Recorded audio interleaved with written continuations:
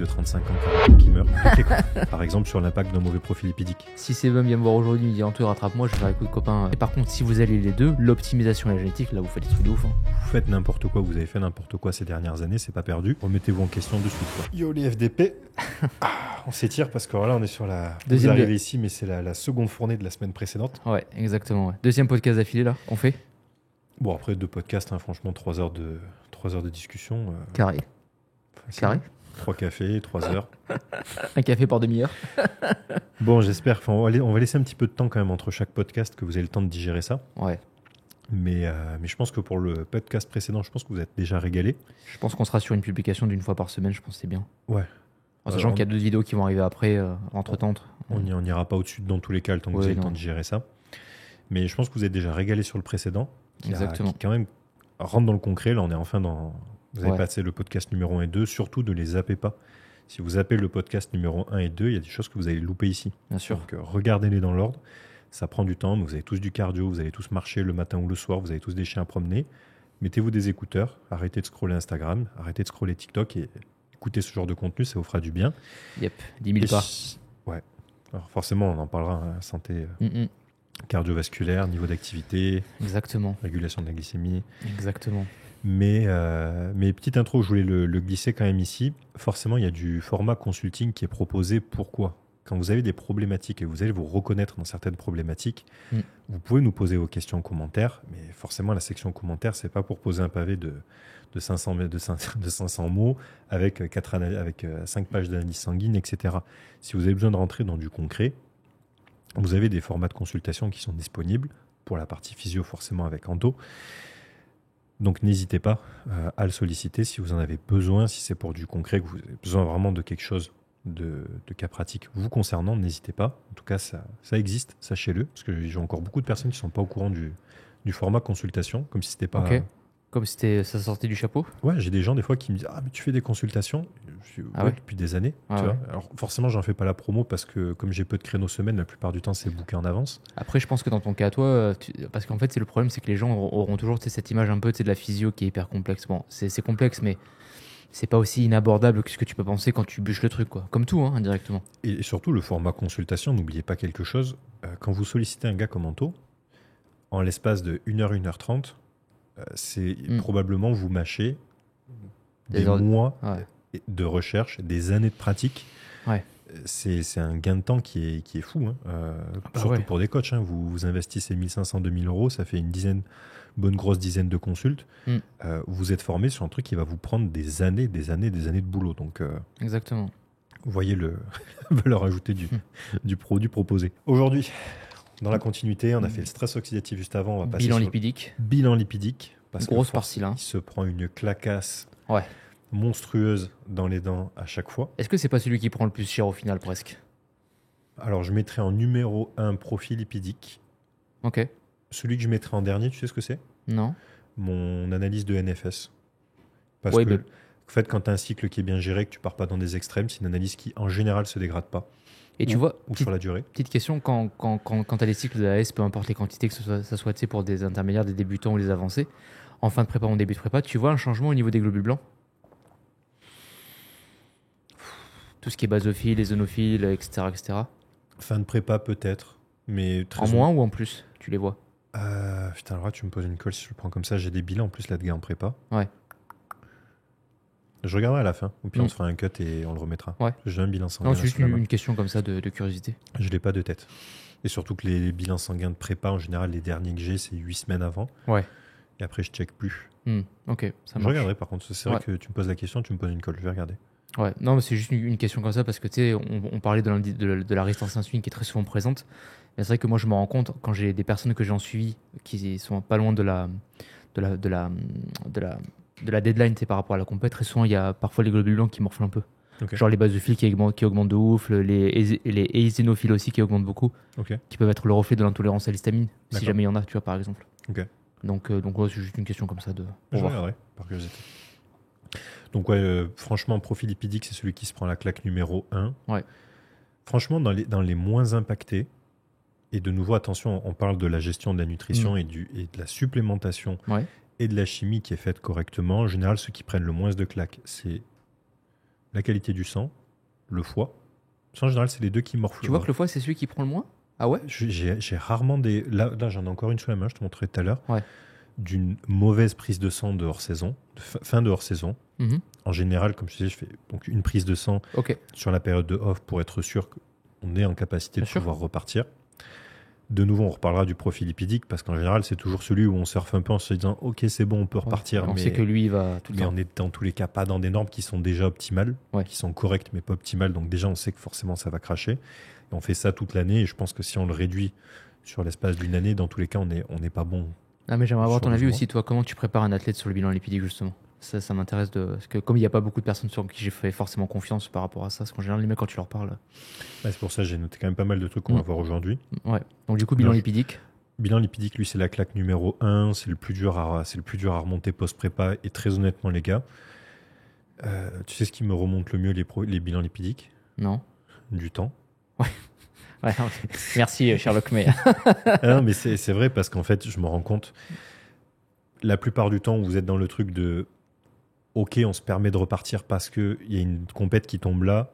Forcément, la prépa va durer tant. Après, on a un off ici. On a une dernière période de prise de muscle ici. Donc, en gros, on a, par exemple, 7 semaines, tu vois, de cruise. Ouais.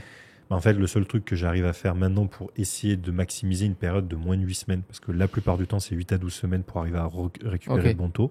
Je les récupère jamais en un mois et demi. Et vas-y, continue. C'est de baisser au plus bas possible la chimie. Donc, la plupart du temps, c'est vraiment du 125, 150 mg par semaine.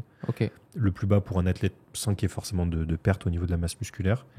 Après, forcément, supplémentation, nutrition, on en parlera. Mais le truc, c'est que sur des périodes de 6, 7 semaines, 8 semaines, ça remonte sur des taux qui sont corrects. Mais j'ai jamais un HDL à 0,6 plus, tu vois ici. Et du coup, tu constates que c'est quoi qui prend le plus? C'est le HDL, le LDL ou le triglycéride? C'est lequel? Statistiquement, que toi, tu vois qui prend le plus à chaque fois? HDL, ça c'est dans tous les cas clair, net et précis.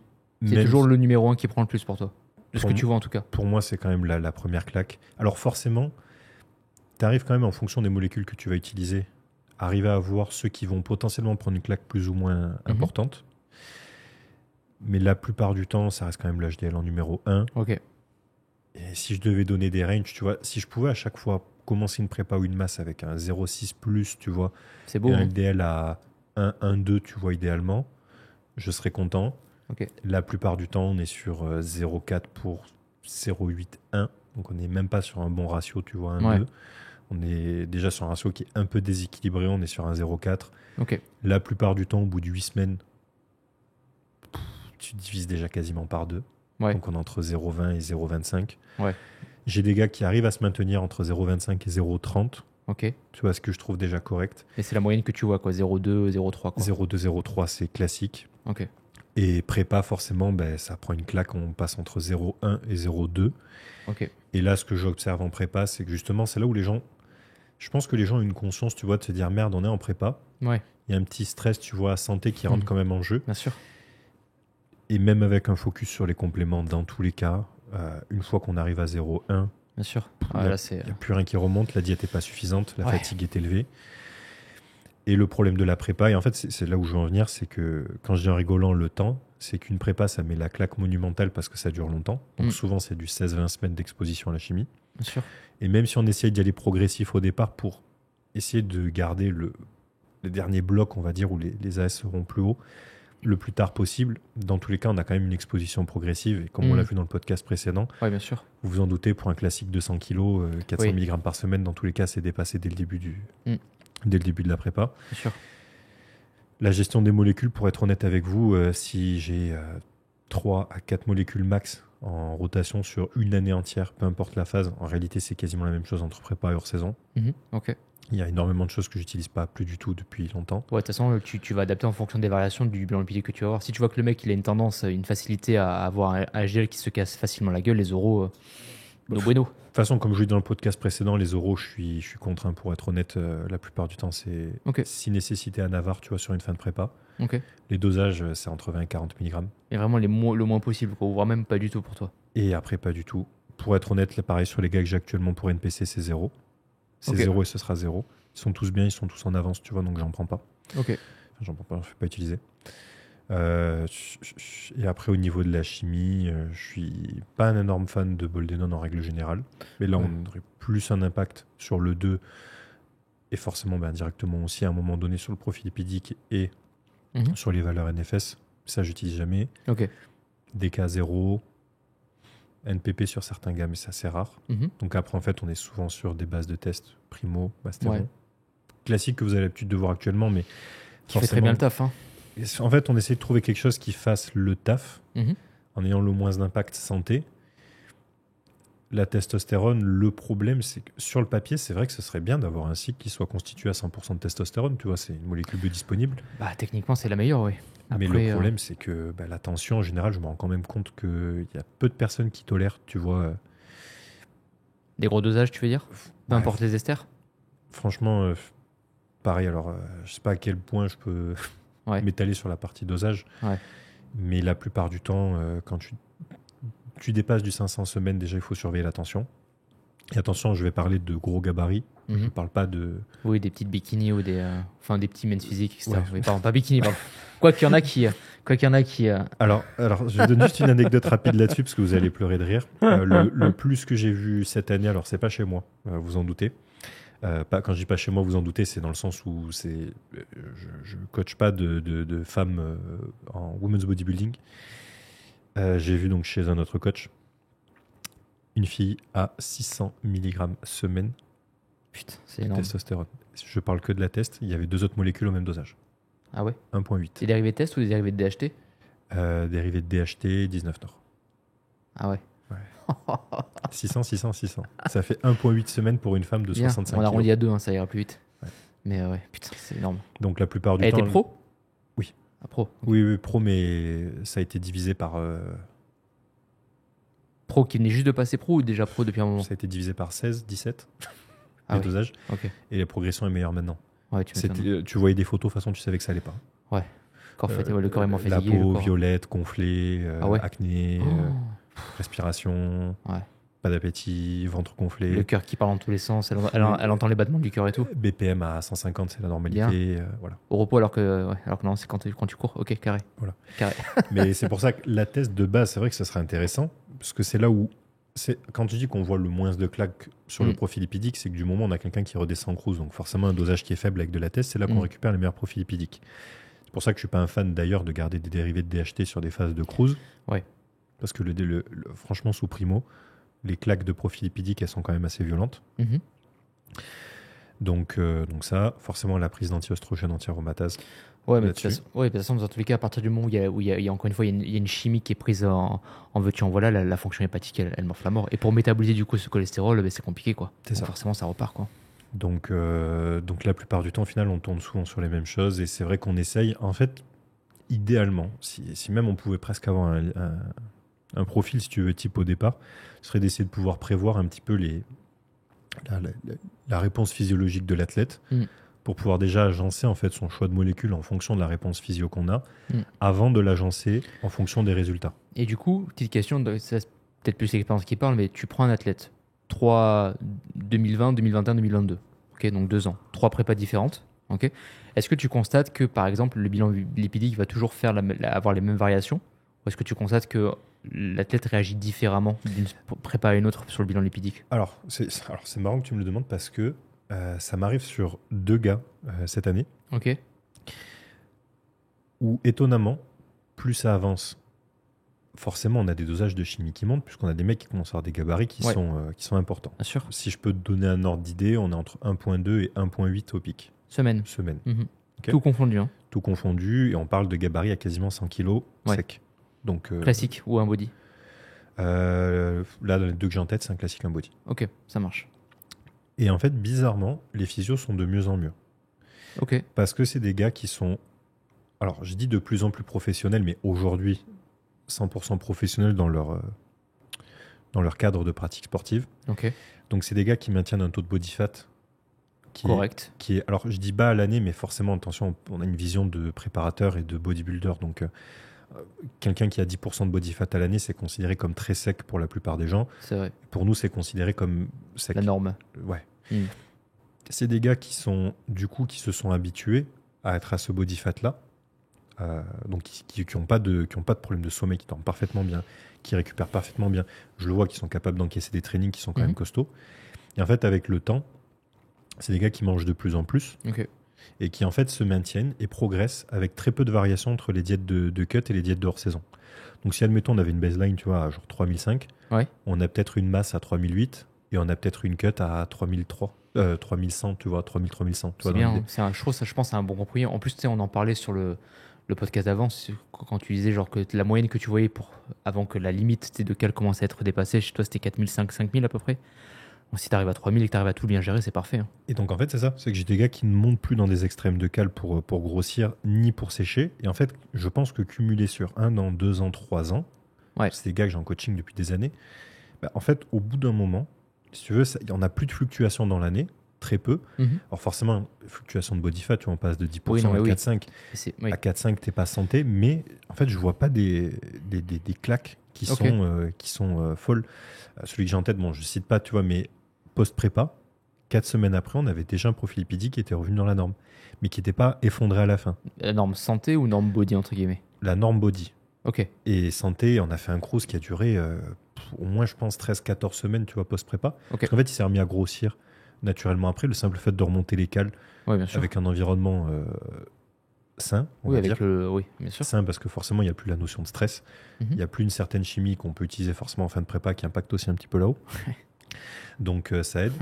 Et en fait, avec le temps, je me rends compte que, tu vois, ces gars-là, quand ils sont à l'année, là, pour celui que j'ai en tête, si tu fais la diète en gros de tête, il y a 30 grammes de noix de macadamia, Brésil, tu vois, sur la journée.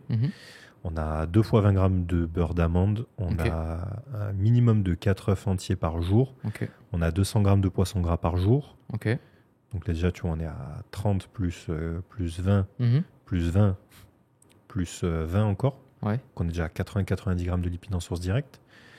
Celui que j'ai en tête là, il y a du bœuf tous les jours une fois.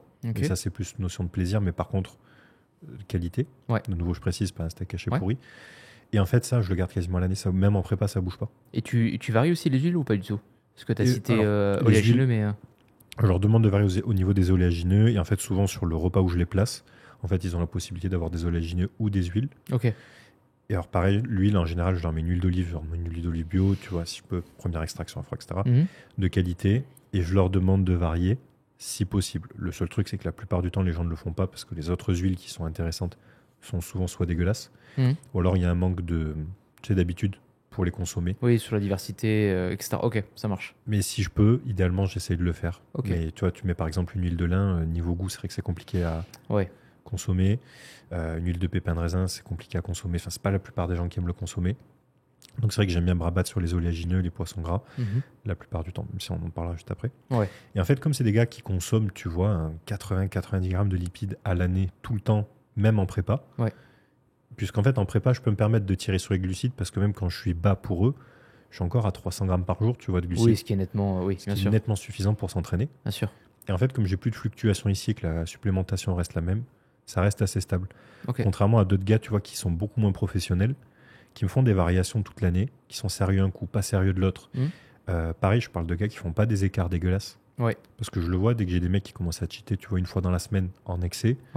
Pareil, je vois que mine de rien, il y a un impact, tu vois, quand tu mets un énorme, tu vois, McDonald's dans la semaine sur quelqu'un qui a une prise de chimie hors saison, des calories qui sont déjà élevées. On parlait de stress oxydatif, mais un niveau de stress et d'inflammation qui est élevé. Bien sûr. Forcément, tu vois, j'ai beau essayer de rattraper avec de la supplémentation, je vois que c'est pas pareil. C'est compliqué, bien sûr. Donc je pense que la professionnalisation de l'athlète rentre quand même énormément en jeu là-dedans. J'ai des gars qui sont aussi sains mentalement pour pouvoir être capables de faire des périodes de off qui sont longues, qui sont conscients que c'est important. Tu vois, qu'ils savent que sur le long terme, ils vont être gagnants dans tous les cas. J'ai des gars, tu vois, des fois, tu as un peu plus ce besoin, entre guillemets, de te presser parce qu'il y a des deadlines qui vont tomber. Et là, pareil, en fait, tu fais un sacrifice dans un sens. Et après, tu passes la balance du pour et du contre. Et tu dis au mec, écoute, on n'est pas dans le scénario optimal, mais du coup, on va quand même y aller, quoi. C'est ça. Alors forcément, en général, je fais quoi dans ce cas-là? Je tire sur la partie dosage. Et de nouveau, c'est dur à quantifier, mais je te dirais peut-être un gros 20-30% de moins que ce qui aurait pu être prévu / nécessaire pour le faire progresser à un rythme optimal. Mais comme je sais que je dois tirer, tu vois, sur la partie santé, en fait, je fais un bien pour un mal, tu vois, un compromis entre les deux. Et pareil, je leur dis tout le temps pour l'entraînement, même pour cette partie-là, dans tous les cas, ce sera toujours une question de compromis. Le but, c'est toujours de communiquer avec la tête et qu'il soit conscient. Ok. Ouais, de ce que lui fait, je veux qu'il soit au courant. C'est important. Hein. Quand je lui dis, écoute, si on s'en tient à ce plan-là qui est prévu, là, on a une période de 6 semaines de cruise, ce ne sera pas suffisant. Ce sera suffisant pour se remettre partiellement en santé. Entre guillemets, ouais. Ici, ça va. Ok. Mais ça sera correct, mais ça ne sera pas optimal. Et après, on va repartir dans une prépa, ça va se casser la figure. Juste que mon gars soit au courant. Ouais. Parce que forcément... Au moins, il est averti, quoi. Il est averti. J'ai quand même aussi son aval, tu vois, en amont. Parce que forcément, c'est pas des choses où tu vas pas avoir des répercussions sur 6 mois avec un profil lipidique dégradé. Bien sûr. Mais je veux quand même que le gars soit conscient.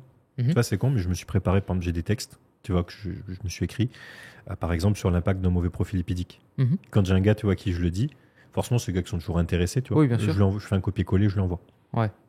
En général, ils redescendent un peu. Ouais, qu'il ait une petite idée de ce que ça peut lui coûter dans 10 ans, tu vois. Et je lui dis, c'est pas parce que tu vas avoir un mauvais profil lipidique pendant 6 mois que tu vas avoir un problème là de suite, bien à sûr. 25 ans.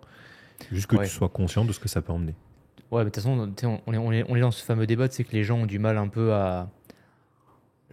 J'ai pas le terme exact, tu sais, mais l'humain est plutôt bon pour percevoir à court terme, mais dès que tu parles de moyen à long terme, là c'est plus compliqué. Mais il pèse pas très souvent le pourquoi du comment, tu vois. Et là, forcément, ça rentre en compte. Tu vois, ceux qui sont aujourd'hui robotiques et qui font attention à leur santé, c'est bête, hein, mais c'est que des mecs qui ont plus de 27-28 ans.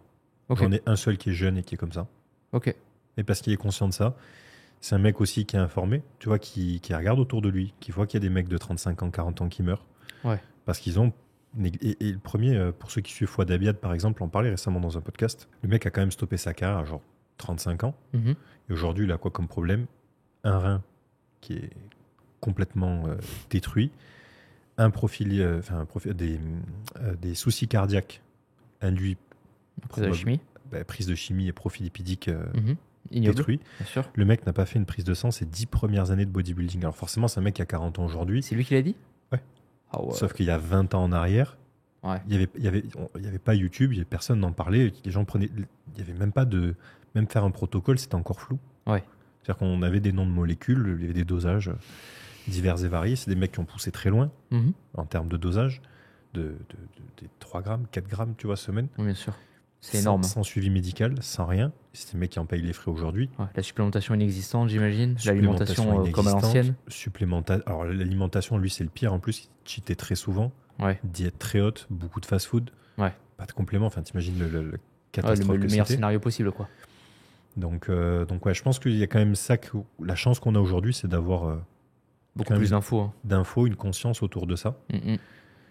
Et si ça peut vous rassurer ou avoir un côté préventif, si vous faites n'importe quoi, vous avez fait n'importe quoi ces dernières années, c'est pas perdu. Oui. Mais remettez-vous en question de suite, quoi. Ouais, mais faites-le le plus tôt possible, hein, parce qu'une fois que ça pète, c'est compliqué. Mais alors, encore une fois, prévenir. Hein. Ouais, le but, c'est pas de prendre ton coaching après pendant 2 ans, parce que la machine, elle est complètement détruite, et espérer que ça reparte un jour. Si Sebum vient me voir aujourd'hui, il me dit Antoine, rattrape-moi, je vais faire écoute, copain. C'est compliqué, quoi. Ouais, ça va être compliqué. Hein. Quand vous avez 10 ou 15 ans de carrière avec de la chimie derrière, ça va être... Après, ça serait intéressant, tu vois, genre de mettre 2 personnes, tu vois, 10-15 ans aussi, de comparer les 2 chemins, les analyses un peu sanguines. Une personne qui vraiment fait en sorte vraiment d'optimiser, etc., Une personne qui est vraiment balèque et de voir un peu le résultat à la fin. Ah, j'ai pensé sur la route, en plus, d'essayer de trouver des gars, tu vois, qui pourraient donner des analyses sanguines, tu vois, de manière anonyme. Les mecs qui sont... Bah, tu dois en avoir, toi, non? Regarde, tu prends, par exemple, je sais pas, quelqu'un de ton côté que tu as suivi pendant, je sais pas, 3 ans, admettons, et un mec qui a été coaché ailleurs pendant 3 ans, qui a fait ça de lui 3 ans de lui-même, tu la vois la différence en général, non? Ouais, ok. Dans ce cas-là, ouais. En fait, j'étais resté focus sur le fait qu'il y ait au moins une dizaine d'années d'expérience derrière pour avoir quelque chose davantage de dégradé. Pour avoir 10 ans de... Ouais, bon là, il faut se lever tôt. Mais oui, en fait, on voit des trucs qui sont ahurissants. Ouais. Et forcément, tu vois, quand on parlait de la testostérone tout à l'heure, déjà, la plupart du temps, tu vois, je au-delà de 500 mg semaine pour des gros gabarits. Déjà, la tension, tu vois, tu commences à... normal, indirectement. Tu sens que ça commence déjà à grimper un petit peu. Donc forcément, quand tu es sur des gabarits, genre ce que je considère déjà comme une tranche haute, tu vois, c'est 750, 875 semaines, tu vois, quand tu es à 250 mg un jour sur 2, théoriquement, c'est des valeurs pour des mecs qui veulent faire du 120 kg, quoi. Je parle même pas je parle pas d'un classique, forcément, si vous êtes classique, vous faites 1m90, 92, et que vous devez faire 115 kg, peut-être que... Oui. Mais on est déjà sur des valeurs, attention, je le précise, de tranche haute, quoi. Bien sûr, bien je sûr. ne mettrai pas quelqu'un sous 1,5 g de test, tu vois. Le problème, c'est que pour le faire, il faut que la personne puisse l'encaisser. Ce qui n'est pas le cas de tout le monde. Ce qui n'est pas le cas de tout le monde. Donc, en fait, par défaut, quand j'ai un gars qui peut l'encaisser, bah, tant mieux. En soi, j'en profite. Mais je ne vais pas utiliser de médicamentation derrière pour pouvoir le faire tolérer. Donc, c'est pour ça que c'est soit il accepte pas, quoi. Exactement. Okay. Et s'il n'accepte pas, ben, on redescend, on travaille différemment. Et j'en ai certains comme ça, où il m'a fallu 2-3 ans pour les faire progresser, parce que j'ai eu des barrières. Un coup, par exemple, j'ai une première barrière sur la tension, je redescends. Après, j'ai une barrière sur le profil lipidique. Je me dis, ok, bon, admettons, j'ai du primo à disposition. J'utilise, je monte. Après, j'ai une barrière, par exemple, au niveau de mes valeurs, de mes taux d'œstrogène. Ouais, bien sûr. Je fais une analyse sanguine, je vois un taux d'œstrogène à 10, 20 picogrammes, tu vois, petit bon, effondré. Tu rebaisses, tu redivises par 2 et tu complètes ailleurs. Tu sais que tu peux plus utiliser de test. Tu sais que le mastéron t'est bloqué ici. Tu vois. Tu remontes une molécule des fois. Bah, tu coupes pas de la testostérone, tu vois que la tension remonte. Ouais. Et donc en fait, tu redescends, tu te rends compte que cette personne, elle est plafonnée ici. Et j'ai jamais eu en soi, parce que j'ai jamais utilisé de médicamentation, tu vois, sur des gars. Mais j'aime pas cette approche, tu vois, du coup, de devoir monter, régler. Tu vois, utiliser des hypotenseurs, tu vois, c'est pas. Bah là, c'est pareil, encore une fois, pour le gel, le microbiote, il va prendre hyper cher. La fonction rénale, elle va prendre hyper cher. Et encore une fois, par la médication que tu vas amener, tu augmentes encore une fois ce stress oxydatif dont on parlait dans le podcast d'avant. Et c'est rajouter pour ajouter. Et en fait, c'est abominable. Et je dis pas, attention, il y a certains gars préférant peut-être prendre la décision, tu vois, de se dire, écoute, moi j'ai besoin de 3 grammes par semaine, je vais faire 140 kilos. Chacun ses choix après. Il me faut un hypotenseur. Bon, je suis pas la bonne personne, tu vois. J'ai un gars qui est sous hypotenseur, mais c'est prescrit par un médecin. C'est un gars qui était sous hypotenseur avant prise de chimie. Autant te dire que donc déjà de base, il a un terrain qui est favorable. Tu es toujours un peu frileux. Et forcément, j'ai dit, écoute, ça va être très simple. Hein. Si à bout d'un moment, tu dois augmenter tes quantités d'hypotenseur. C'est le médecin, quoi. De un, c'est le médecin, mais c'est surtout que la chimie, ça monte pas, quoi. De toute façon, elle va faire que t'aggraves la problématique, parce que la fonction rénale, en général, comme elle est sursollicitée, le système rénine angiotensin aldostérone, il prend hyper cher, quoi. Et si vraiment on doit faire un énorme résumé sur la chimie en termes de dosage, en fait, le truc, c'est qu'au bout d'un moment, il faut prendre ce qui est nécessaire pour progresser. Quand tu as des génétiques incroyables, tu as des mecs qui vont aller tellement loin avec 2 à 3 fois moins que les autres. Bien sûr. Tu as des mecs qui n'ont pas de réponse, très mauvaise. Et attention, je parle vraiment avec un environnement qui soit bon, favorable et tout ce que tu veux, parce que forcément, on l'a déjà vu, il y a des mecs avec des environnements pourris. Oui, qui répondent pas. Tu leur mets un environnement parfait, tu divises par 2, ça explose. Ouais, bien sûr. Mais même si on le faisait sur 2 jumeaux, en réalité, on aurait plutôt tendance à se dire, écoute, on va monter progressivement jusqu'à avoir du résultat. Ouais. Et si au bout d'un moment, tu arrives sur des cycles de mecs qui passent pro avec ça, en étant encore amateur, en faisant 20 kilos de moins. Ouais, je comprends. Tu vois, pareil, la décision d'un coach, c'est dur de dire à quelqu'un qu'il est peut-être pas fait pour ça, parce que tu as un peu le truc de lui dire, genre, je vais briser tes rêves, faut que tu... Et la plupart du temps, tu sais qu'ils vont se tourner vers quelqu'un qui va fermer un peu les yeux. Et... T'as dû le faire souvent, ça? Leur dire, par exemple, je je suis désolé, mais non, pas possible. Ouais, je l'ai fait parce que ça m'est arrivé, tu vois, de nouveau, on parlait des erreurs, et là-dessus, je sais pas honte de le dire, tu vois, d'avoir des gars où... Alors, de nouveau, je dis j'ai poussé, tu vois, si on le remet dans son contexte, on parle pas de 3 grammes par semaine. Oui, non, bien sûr. Mais tu vois, déjà à l'époque, pousser, tu vois, du 1,7, 1,8 par semaine, déjà, c'est quand même haut, même si le gars fait 110, 115, 120 plombes, tu vois, c'est quand même considéré comme déjà une tranche qui est haute. Ouais, bien sûr. Même si à ce niveau-là, ça pourrait paraître, entre guillemets, normal. Fiché de le dire, mais c'est la réalité. Bien sûr. Et déjà là, tu vois, d'avoir des gars comme ça où je me suis obstiné parce qu'ils avaient un rêve, tu vois. Je me dis, ok, je vais les aider à aller dans cette direction. Ouais. Et en réalité, je me dis, pourquoi je suis en train de faire ça, tu vois. Parce que j'ai des mecs à côté qui ont soit la même chose et qui sont à des années-lumière devant en 3 fois moins de temps. J'en ai d'autres qui ont moins et qui sont déjà plus loin, plus vite. Et en fait, plus ça avance et plus je me dis non, tu vois, c'est... Ouais, c'est pas pour toi, quoi. Non, voilà, c'est soit le gars est fait pour, soit je gère plus. Ouais, je comprends. Ouais. De toute façon, directement, si tu envoies trop de chimie et que sa physio, il n'a pas la génétique pour, il n'a pas la physio pour... La physio, elle prend une claque encore pire parce que la plupart du temps, quand le mec répond pas favorablement, en plus de ça, tu vois des prises de sang qui se dégradent. Ouais, tu le vois. Toujours plus vite. Bien sûr. Donc non, avec du recul, je préfère, tu vois, ne pas encadrer. Ok. Intéressant, ouais. Et probablement que ça vient aussi forcément du nombre de coachings que j'ai aujourd'hui. Avec le retour d'expérience, etc. Le retour d'expérience, mais quand tu n'es plus, entre guillemets, dans le besoin d'avoir du monde, tu vois, pour de faire progresser des gens, mettre des gars sur scène, etc. En fait, tu as ce côté un peu de conscience qui revient aussi. L'âge, probablement, tu vois, entre avoir 25 ans et avoir 28 ans, il y a une différence. La maturité, ouais. La maturité. Et la maturité aussi pour arriver à dire aujourd'hui quelque chose à quelqu'un, tu vois, en essayant de pas trop le froisser, de pas lui briser ses rêves, parce que... Ouais, des fois, c'est peut-être un peu dur à entendre pour lui, alors qu'il va absolument aller dedans, quoi. Tu vois. Donc, j'essaie plus de me reculer en disant, écoute, c'est pas mon domaine, là, j'arriverai pas à gérer. Je préfère, tu vois, me mettre, entre guillemets, la responsabilité dessus. Oui, indirectement, tu te sauves aussi. Parce que si le mec il te dit je veux qu'on augmente, mais il est pas fait pour, tu risques de l'envoyer dans le mur, quoi. Et j'essaie de lui sous-entendre que c'est pas forcément la bonne chose que de foncer avec quelqu'un qui va lui faire foncer dans le mur aussi. Bien sûr.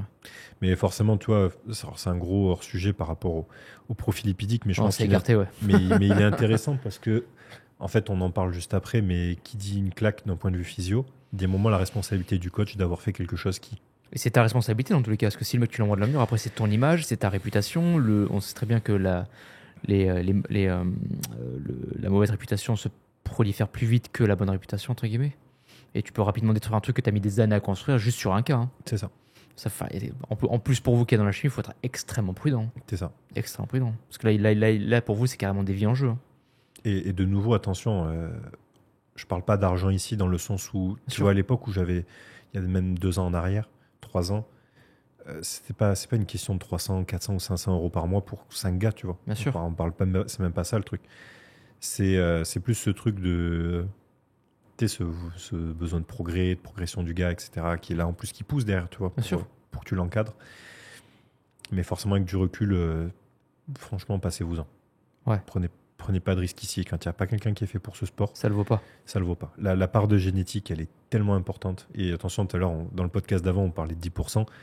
10-20% à peu près en moyenne. 10-20%, mais il parlait de physio pur. Dans le cadre du bodybuilding, en fait, la génétique, on peut pas en parler là, ce serait 1 heure de podcast. Bien sûr.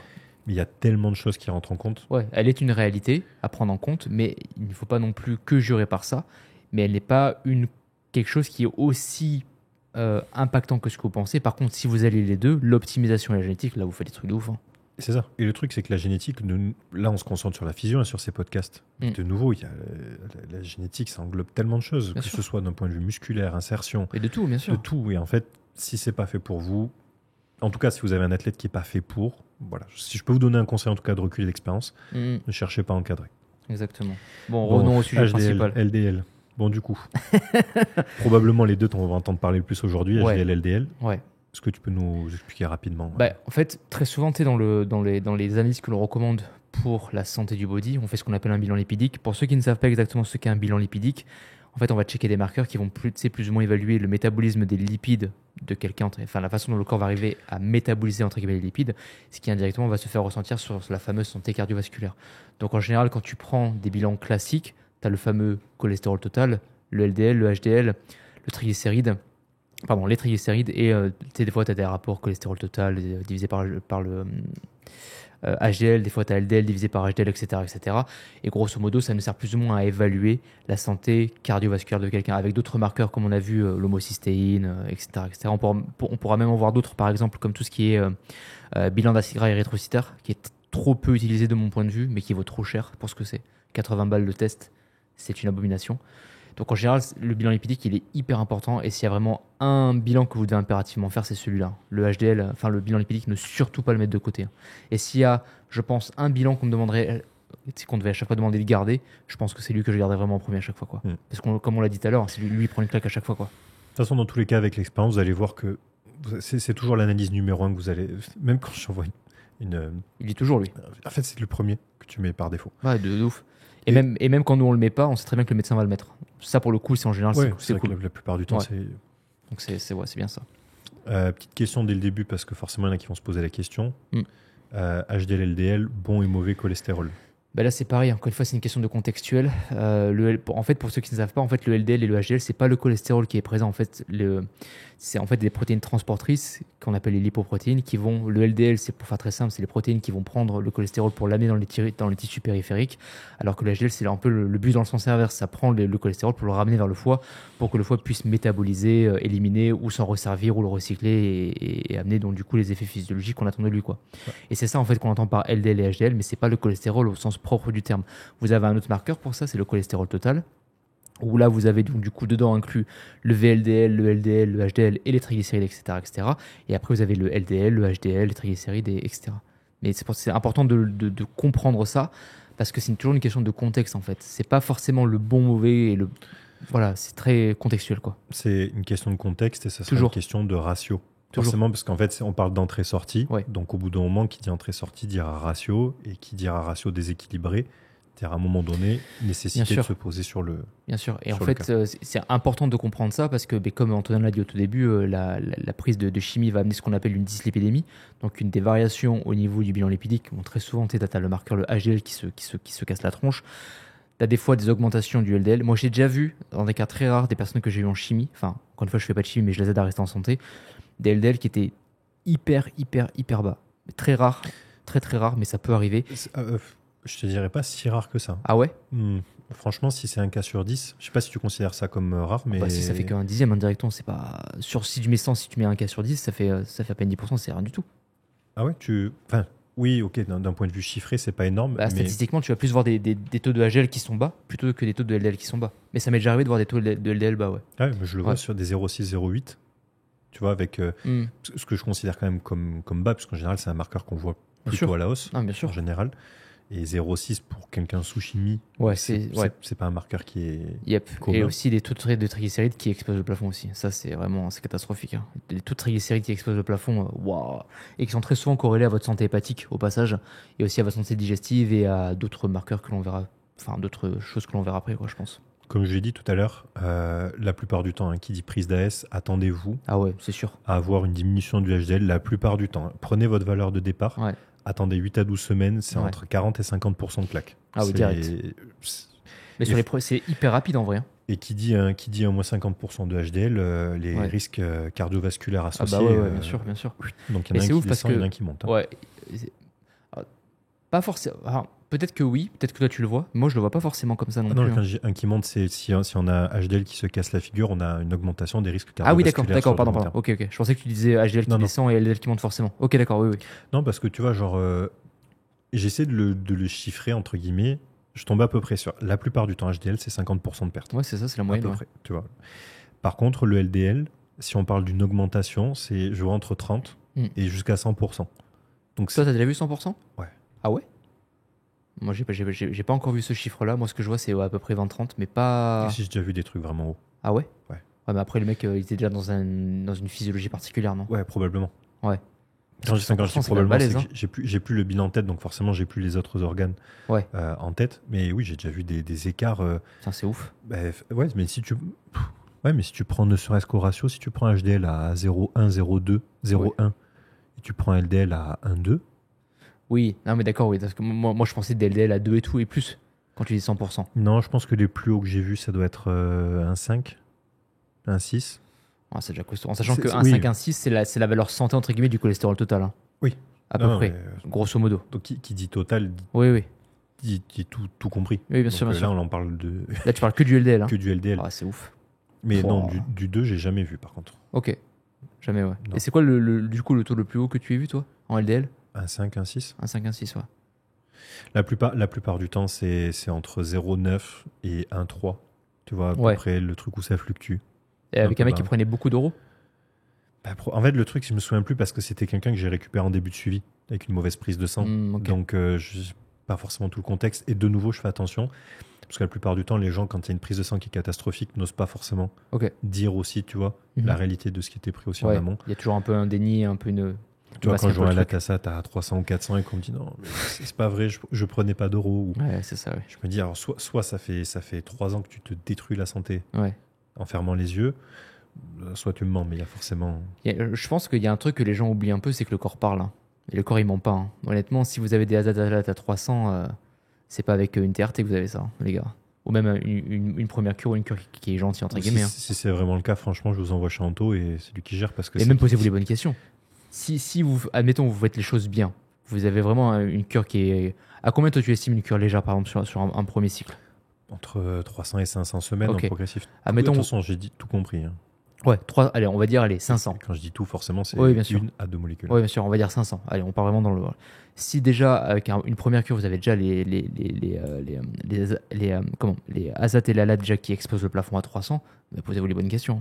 Okay. Soit vous avez vraiment une physiologie qui est pérave, et on peut travailler dessus pour recadrer le truc, et après on voit comment ça se passe, soit vraiment votre physiologie n'est pas faite pour. Alors je t'ai dit, je l'avais eu une fois ce cas-là, je t'avais même demandé, je n'avais pas pris le gars en suivi.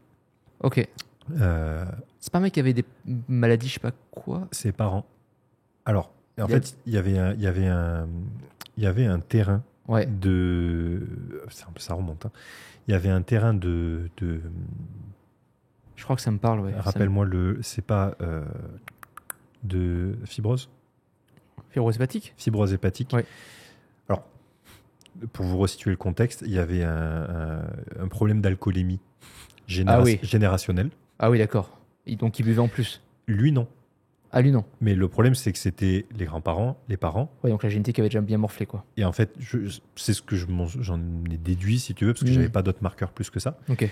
Ce gars, donc, certifié, tu vois. Et en plus, ça se voyait que le mec avait une hygiène de vie qui était hyper carrée. C'était vraiment body, je prends mes tubes, tu vois, vraiment à l'extrême du truc. Ok. Pas le genre de mec qui sort en boîte le samedi soir et qui boit 1 litre de vodka, tu vois. Ouais. Le mec avait enzyme hépatique. Déjà, quand tu commences à 90-100. Il pesait combien ? Pas très lourd, 85 kilos peut-être, 80. Je me souviens d'un gabarit normal, tu vois, donc si tu faisais 80-85 peut-être. Et je vois le truc, je me dis, ça sent pas bon. Le mec voulait absolument faire son truc. Et de nouveau, on en revient à ce que je vous disais tout à l'heure. Je l'aurais pas fait aujourd'hui. À l'époque, je me dis, bah écoute, c'est quoi ? Plutôt que quelqu'un le massacre avec un truc de ouf, je me dis, écoute, commence avec genre 250 semaines et on voit. Déjà là, tu vois des marqueurs qui commencent à monter. Ça, c'est ouf. Et en fait, je me suis dit, bon, bah non, en fait, je peux pas gérer, quoi. Parce que je sentais la tu risques arriver. Ça va mal finir, quoi. Et le mec voulait faire du body, tu vois, en compétition, etc. Je me dis, mais c'est pas possible, tu vois. Ouais, je comprends. Tu pourras pas arriver à x5, x7, x8 sur un dosage comme ça. Arriver à 1, 2, 1,5, 1,6 semaines, tu vois. Ouais, je comprends. Et te dire, je fais 95 kilos sur scène. Ouais, je comprends. Et si vous arrivez à faire 95 kilos déchirés sur scène avec 500 mg semaine, franchement, c'est beau. Chapeau, mais vous avez probablement un génétique acquis à une personne, quoi. Ouais. De terrain, en tout cas. Tant mieux pour vous. Tant mieux pour vous. Donc forcément, il y a des gars comme ça, des fois, compliqués. C'est ambigu, ouais. Donc en gros, ouais, si on doit dire genre HDL, LDL, si vraiment on donne des ranges en termes de valeur, HDL, qu'est-ce que toi tu considères comme une range santé ? En général, normalement, alors après, en général, quand on regarde les papiers, le HDL par rapport aux femmes et par rapport aux hommes, il est un peu différent. En général, les femmes, c'est au-dessus de 0,4 si je dis pas de bêtises, et les hommes, c'est au-dessus de 0,5 si je dis pas de bêtises. Dites-vous bien que le plus vous avez de HDL... Alors, bon, là, je pense qu'il faut recontextualiser parce que j'ai pas envie que mes propos soient déformés. Quand vous allez... Ça, je pense que tu seras d'accord avec ça. C'est quand on entame une prépa body, le corps, faut le préparer. Donc, votre but à vous indirectement est d'avoir le plus de HDL possible indirectement avant de commencer la prépa parce que vous savez qu'il va prendre une claque de 50% au moins. Donc, si vous commencez votre prépa avec un HDL de 0,6, vous savez qu'il va être, si vous gérez bien le truc, à 0,3. Je vais pas dire que c'est quasiment obligatoire. Vous n'allez pas forcément avoir une perte de 50%, mais votre HDL va prendre une claque dans tous les cas. Donc voilà.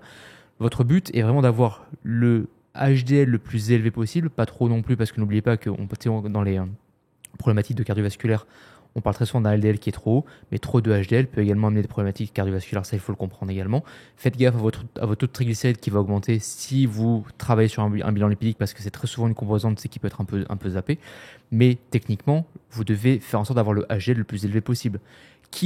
Je dis bien quitte entre guillemets, et là peut-être que je vais me faire taper sur les doigts, à des fois frôler un taux qui n'est pas santé de HDL, je préfère que vous commenciez une prépa avec un taux de HDL qui n'est pas considéré comme étant santé, en sachant qu'il va prendre une claque, mais vu que la claque qu'il va prendre va vous ramener sur un taux santé indirectement, moi je partirais plus là-dessus, tu vois. Donc à combien est-ce qu'on pourrait démarrer ? C'est toujours compliqué. Hein. Moi, si franchement je devais donner, je dirais 0,4, 0,6, tu vois, et idéalement 0,5, 0,6. Pourquoi ? Parce que passer au-dessus de 0,6, j'ai jamais réussi. Moi, j'ai déjà réussi, mais en sachant que derrière, n'oubliez pas que la métabolisation... Alors, la façon dont le corps va gérer plus ou moins le bilan lipidique, si on peut dire ça comme ça, va dépendre déjà de la dépense énergétique que vous avez, de la quantité de lipides que vous avez, et c'est là où c'est important de connaître les différents types de graisses avec acide grassate, monoinsates, polyinsates, etc. Parce que vous allez pouvoir, grâce à ça, moduler indirectement le bilan lipidique. Mais par exemple, quand vous voulez monter sur un HDL, faire monter un HDL, En général, tu sais, t'as les quantités de EPA et de DHA qui sont très souvent recommandées. Tu mets combien, toi? Alors, je l'ai noté justement, Ah oui. on le voit après, mais alors je l'avais noté en quantité totale d'oméga 3, c'était entre 2 et 4 grammes par c'est jour. Ça, ouais. Et en fait, je me souviens plus de la quantité exacte de EPA DHA parce qu'en réalité, j'ai que 2 marques que je recommande, dont celle qui te sponsorise. Parce que ça fait partie. Alors, c'est pas mon sponsor, mais en rapport qualité-prix, ils sont ouf. Hein. En fait, le problème, c'est que voilà, rapport qualité-prix, ils sont devant. Et d'un point de vue qualitatif, les oméga 3, c'est vraiment le seul complément où. C'est pas le seul complément, mais c'est celui en tout cas qui me fait toujours un peu stresser. Parce que forcément, si les oméga 3 qui sont de mauvaise qualité, pollués, mal conservés. Ouais, mais ça, tu pourras jamais vérifier dans les locaux du revendeur. Je peux pas surveiller la conservation, mais je peux déjà au moins contrôler la qualité et la provenance. Bien sûr. Et le label. Bien sûr. Donc c'est pour ça que les oméga 3, prenez pas des oméga 3 sans label de mauvaise qualité. Ça va probablement même plus vous faire de mal que de bien. Bien sûr, bien sûr. En général, c'est 2 à 4 grammes pour moi je mets pareil. Ouais. Mais après, en sachant qu'encore une fois, donc du coup, je reviens sur ce que je disais, vous avez aussi, donc du coup, vous avez les oméga 3, pas oméga 3, EPA, DHA, parce que n'oubliez pas que aussi en fonction de l'éthique alimentaire que vous allez avoir, vous allez plus ou moins avoir de facilité à réguler un bilan lipidique. Quand vous prenez une diète végétarienne, alors végétarien, je m'entends, parce que là aussi il y a différentes pratiques, mais on va dire que par exemple, vous mangez vraiment le minimum syndical pour ce qui est œufs et poissons, etc. Vous avez donc du coup les oméga 3 et les oméga 6, principalement les oméga 9, mais le problème c'est que dans l'alimentation, l'avantage de l'alimentation animale, vous avez majoritairement de l'EPA et du DHA. Le problème c'est que dans l'alimentation végétale, vous allez avoir majoritairement de l'ALA, et indirectement ça doit se convertir avec la delta-6-désaturase, avec le magnésium, le zinc, la vitamine B, etc. Et la vitamine B, on en a parlé dans le podcast d'avant, donc forcément vu que de base, elle a pris une grosse claque si vous faites des diètes riches en carbs par exemple, indirectement la conversion est moins bonne. Donc allez remonter un bilan lipidique de quelqu'un qui est végétarien, bon chance. Donc c'est pour ça qu'en fait ça dépend, il faut toujours comprendre le contexte dans lequel on est. Et quand vous comprenez encore une fois qu'il y a la fonction thyroïdienne qui va jouer, la fonction hépatique, la fonction digestive qui va jouer, la fonction biliaire qui est hyper importante et qui est trop souvent mise de côté pour remonter un bilan lipidique, quand vous comprenez tout ça, en général vous en sortez quand même plutôt bien. Ouais. Moi le plus haut que j'ai eu, je crois que c'était 0,7. Ouais, c'est balèze. Ce qui en soi serait génial parce que si vous prenez une claque de 50%, vous n'êtes quand même pas dans une fourchette qui est dangereuse, réellement. Ouais. C'est pas optimal, mais on n'est pas dans une fourchette dangereuse. Pour le body, c'est bien, parce qu'il va se ramener à 0,35. Quoi. Voilà. Techniquement, c'est bien. Quoi. Quand on voit un 0,1 fin de prépa, le plus bas que j'ai vu, c'est 0,08 ou 0,6. Ah ouais, c'est bas. On est à 0, quoi. C'est bas, 0,08, et dis-toi que ça, c'est un truc, je l'avais mis en note en bonus. Il y a quand même, c'est beaucoup à la mode aux US, surtout les gars, je vous en supplie, ne faites pas ça. Des diètes. En fait, il y a beaucoup de préparateurs qui coachent avec des diètes sans lipides. Ouais, il paraît que c'est très US, ça, mais c'est n'importe quoi. Hein. Et c'est carbs, protéines. Alors déjà, imagine en prépa, les variations d'énergie sur la journée. C'est horrible. Les mecs, en fait, tu passes des stades euphoriques à t'endormir toute la journée. Bien sûr. Tu es en déficit calorique à 4% de body fat, forcément, t'imagines, c'est accentué x 1000. Ouais. Bon, je parle pas de l'adhérence au plan parce que forcément, on n'est pas sur les diètes les plus variées du monde, mais on est sur du 0,0 fat, 0. Ouais. Et quand les mecs mettent des lipides, tu sais ce que c'est ? C'est quoi ? C'est de l'olive un peu d'oléagineux ? Non, tu rêves. Ah, poisson gras, non ? Non, pire. Le pire que tu puisses faire. La viande rouge ? Pense refeed. Ah, au McDo et tout ? Ouais. Ah ouais, putain. Ouais. Donc là, et on refeed à la mayo et au steak haché de mauvaise qualité. Non, mais j'imagine même pas l'état des mecs parce que s'ils n'ont pas de lipides, le cerveau... Je te jure que je rêve de voir un bilan sanguin d'un gars comme ça. Forcément, son état psychologique à ce stade, je m'en doute un petit peu. Ouais, même le nerveux, il a rien dans les bases. Quoi. Franchement, je sais pas. Et même en termes de volume musculaire, franchement, depuis que j'ai des lipides qui sont beaucoup plus hauts qu'avant. Avant, je travaillais avec masse de lipides, je dirais entre 40 et 50 grammes de source directe par jour. En pourcentage, enfin en grammage par kilo de poids de corps, du coup, c'est quoi ? C'était 0. En fait, si tu veux, je le calcule pas parce que, comme je te disais tout à l'heure, la plupart du temps, je plafonne aux alentours de ce 70-80 selon les gars. Le journalier en direct, quand j'ai des diètes qui sont hautes. Mais si on fait un ratio, genre à l'époque, c'était du 40-50 par jour. Okay. Et aujourd'hui, j'arrive à manipuler mes diètes pour monter à 70-80 au plus haut. Ouais. Donc, ce qui fait quand même presque un fois 2. En fonction de leur tolérance digestive. Parce qu'il n'y a pas tout le monde. Si vous avez si les mecs ont une mauvaise fonction gastrique de base, c'est compliqué, par exemple. Etc., exactement. Donc, j'ai des gars qui redescendent à 40-50 grammes par jour, tu vois. Et sans enzymes digestives, sans lipase, etc. Ouais. Et du coup, pour ces gars-là, je me suis perdu en cours de route. Oui, le look, les mecs sont beaucoup plus pleins. beaucoup plus rempli facilement, avec beaucoup moins de carbs du coup par défaut. Et donc en fait, j'arrive à voir des gars qui sont beaucoup plus volumineux, avec moins de glucides. Et en fait, tu te rends compte que quand tu les élimines complètement et que tu cherches à donner du volume musculaire en ayant des réserves en triglycérides qui sont complètement HS, bien sûr. T'as pas de volume musculaire derrière. Non, mais j'imagine même pas l'état de stress oxydatif des mecs qui ont zéro lipide, quoi. Et en plus, quand tu le fais avec du poulet et du riz, t'imagines, t'as 0 potassium dans ta journée. Ouais. T'as 0 lipide. Parce qu'en plus, pour arriver à être rond, j'arrive pas à comprendre. Toi. La balance en électrolytes, elle est morte. Ouais. La plupart du temps, les suppléments, t'es aux US. Les mecs, au mieux, ils prennent un protecteur hépatique. Et c'est ouf parce que s'ils mettent vraiment zéro fat, les mecs ils doivent avoir des bilans lipidiques, mais ça va être abominable. 0,0 ou alors quand tu le vois. Ouais. Pareil, je cite pas le préparateur en question parce que moi c'est un truc que je ne comprends pas, mais on parle de l'un des meilleurs préparateurs de la planète en termes de résultats. Okay. On parle de peut-être 200 Procarb, tu vois. Ah oui, je vois que c'est. Ouais. Voilà. Je pense que je vois que c'est. Ok. Et quand il y a des lipides, on parle de 40-50 grammes de beurre de cacahuète. Une grosse cuillère de beurre de cacahuète avant d'aller au lit avec un shaker de whey, quoi. Mais c'est ça qui est dommage parce qu'en fait, quand tu vois l'importance des lipides au sein de la physiologie et les bénéfices que tu vas en tirer sur le côté inflammatoire, sur le côté digestif, sur le côté de la qualité de la peau, sur la production d'énergie aussi, sur le nerveux, sur absolument tout, je trouve et c'est là que tu vois qu'en fait, au final, les mecs, ils sont peut-être pas de connaissance que ça en termes de physio, quoi, au final. Mais de toute façon, il n'y a pas de bilan sanguin, là. Zéro. Ah oui, c'est jamais. Ouais, jamais. Non, jamais. On part du principe que le body, c'est pas santé. Ce qui est certes vrai, mais tu le pousses à ce point-là, je trouve que c'est quand même un petit peu... Ouais, dans l'extrême, là, pour le coup. Ouais. Bon, en gros, pour vous le résumer, les gars, je m'étais noté un petit truc, si ça peut, pour certains, si vous voulez vous le noter, j'avais noté que les AS activent justement la lipase hépatique, donc l'enzyme qui va accélérer la dégradation du HDL, et du coup, augmenter aussi donc la production hépatique de LDL. Donc si ça peut vous donner quelque chose à noter. Et aussi, la chimie, lorsque vous en prenez, vous allez avoir une réduction de la sensibilité aux récepteurs des HDL, donc forcément c'est problématique, et aussi une inhibition de ce qu'on appelle la LCAT, c'est la léchithine cholestérol acyltransférase, qui est une enzyme qui permet de moduler les quantités de HDL, et vous allez avoir aussi une réduction de la LCAT, et une augmentation de la CTEP, c'est cholestérol estéryl transport protéine, qui est en fait une protéine qui permettait de transférer les esters du HDL vers le LDL, donc vous allez avoir plus de LDL, plus d'autres choses à côté, etc. quoi. Et indirectement, tu te retrouves à avoir des LDL qui explosent le plafond, quoi. Comme l'a dit Anto tout à l'heure, les oraux, forcément, si vous allez dégommer et saturer le foie, vous allez aggraver cet effet-là. Donc retenez-le. Quand on dit oraux, on parle pas forcément que de chimie, encore une fois. Tout ce qui est anti-oestrogène, anti-aromatase, SERMs, etc., ça fait partie du truc. Complément. Mais ça, vous aussi. Mais vous l'avez vu dans le podcast. Cabergo, Dosti et tout le temps, aussi, on en passe, bien sûr. Donc, il est 3 ou 4 grammes d'ashwagandha rhodiola. Ah oui. Bon, partez du principe, dans tous les cas, qu'on vous a parlé un peu des reins aussi juste avant, un peu du foie, dans le podcast d'avant. On vous parle de profil lipidique, mais si vous avez un foie qui est dans une santé catastrophique... Ça va être compliqué. Ça va être compliqué. Tout, en fait, parce que quand vous allez avoir un excès d'oestrogène, ça va être compliqué.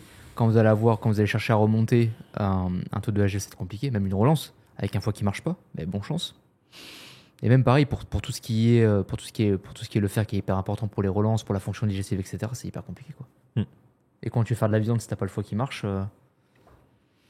c'est compliqué. Même quand tu mets des trucs qui sont riches en carbs, sans le foie, bonne chance. Ouais, de ouf. Bon, en termes de stratégie pour essayer de limiter un petit peu cet impact-là, avant qu'on revienne plus sur la partie prise de sang, déjà pour vous faire une petite intro des compléments. Bon, numéro 1, forcément, et attention, on parle de la diète juste après ça. J'ai mis oméga 3 en numéro 1. Oméga 3 numéro 1, Alors, pas oméga 3, EPA et DHA. Attention, parce que si vous prenez des oméga 3 végétaux, faites bien attention encore une fois, parce qu'il peut y avoir un petit micmac dans le truc. EPA et DHA, c'est 3 à 4 grammes de PA et DHA. Moi, en général, je mets 3 à 4 grammes, mais le problème, c'est qu'en termes de prix, je te laisse citer ton sponsor.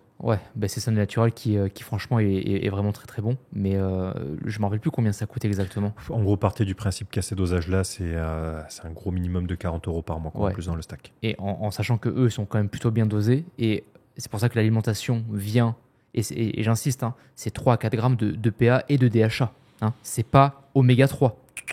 Non, parce qu'encore une fois, n'oubliez pas que les oméga 3, il y a les ALA, après il y a le PA et après il y a le DHA à la fin, qui entre-temps doit se convertir.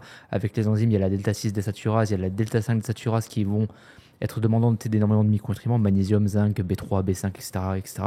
Et ça rejoint ce que je disais tout à l'heure sur le podcast d'avant, c'est que quand vous faites une diète qui est riche en carbs, la B3, elle prend un coup dans la tronche. Et pour remonter un AGL sans la B3, elle a aussi bonne chance. En gros, partez du principe que quand je vous recommande un gros minimum de 2 à 4 grammes par jour d'oméga 3, vous divisez cette dose par 2 à peu près, pour faire très large, pour avoir votre quantité totale de PADHA. Exactement. Donc si Anto vous dit 2 à 4, ça veut dire EPA 4 à 8 d'oméga 3. Ah oui, c'est énorme. Hein. Donc c'est pour ça que quand moi je vous dis 2 à 4 grammes d'oméga 3, c'est parce qu'on divise par 2 pour le PADHA, mais c'est déjà d'un point de vue budgétaire. Ouais. Mais c'est vrai qu'en quantité totale d'oméga 3... Alors forcément, je le fais aussi comme ça, parce que j'ai forcément, pour tous mes gars en prépa, mais mes athlètes sous chimie, alors j'ai de la chance, je pense que de là de tête, j'en ai un seul qui ne mange pas de poisson gras.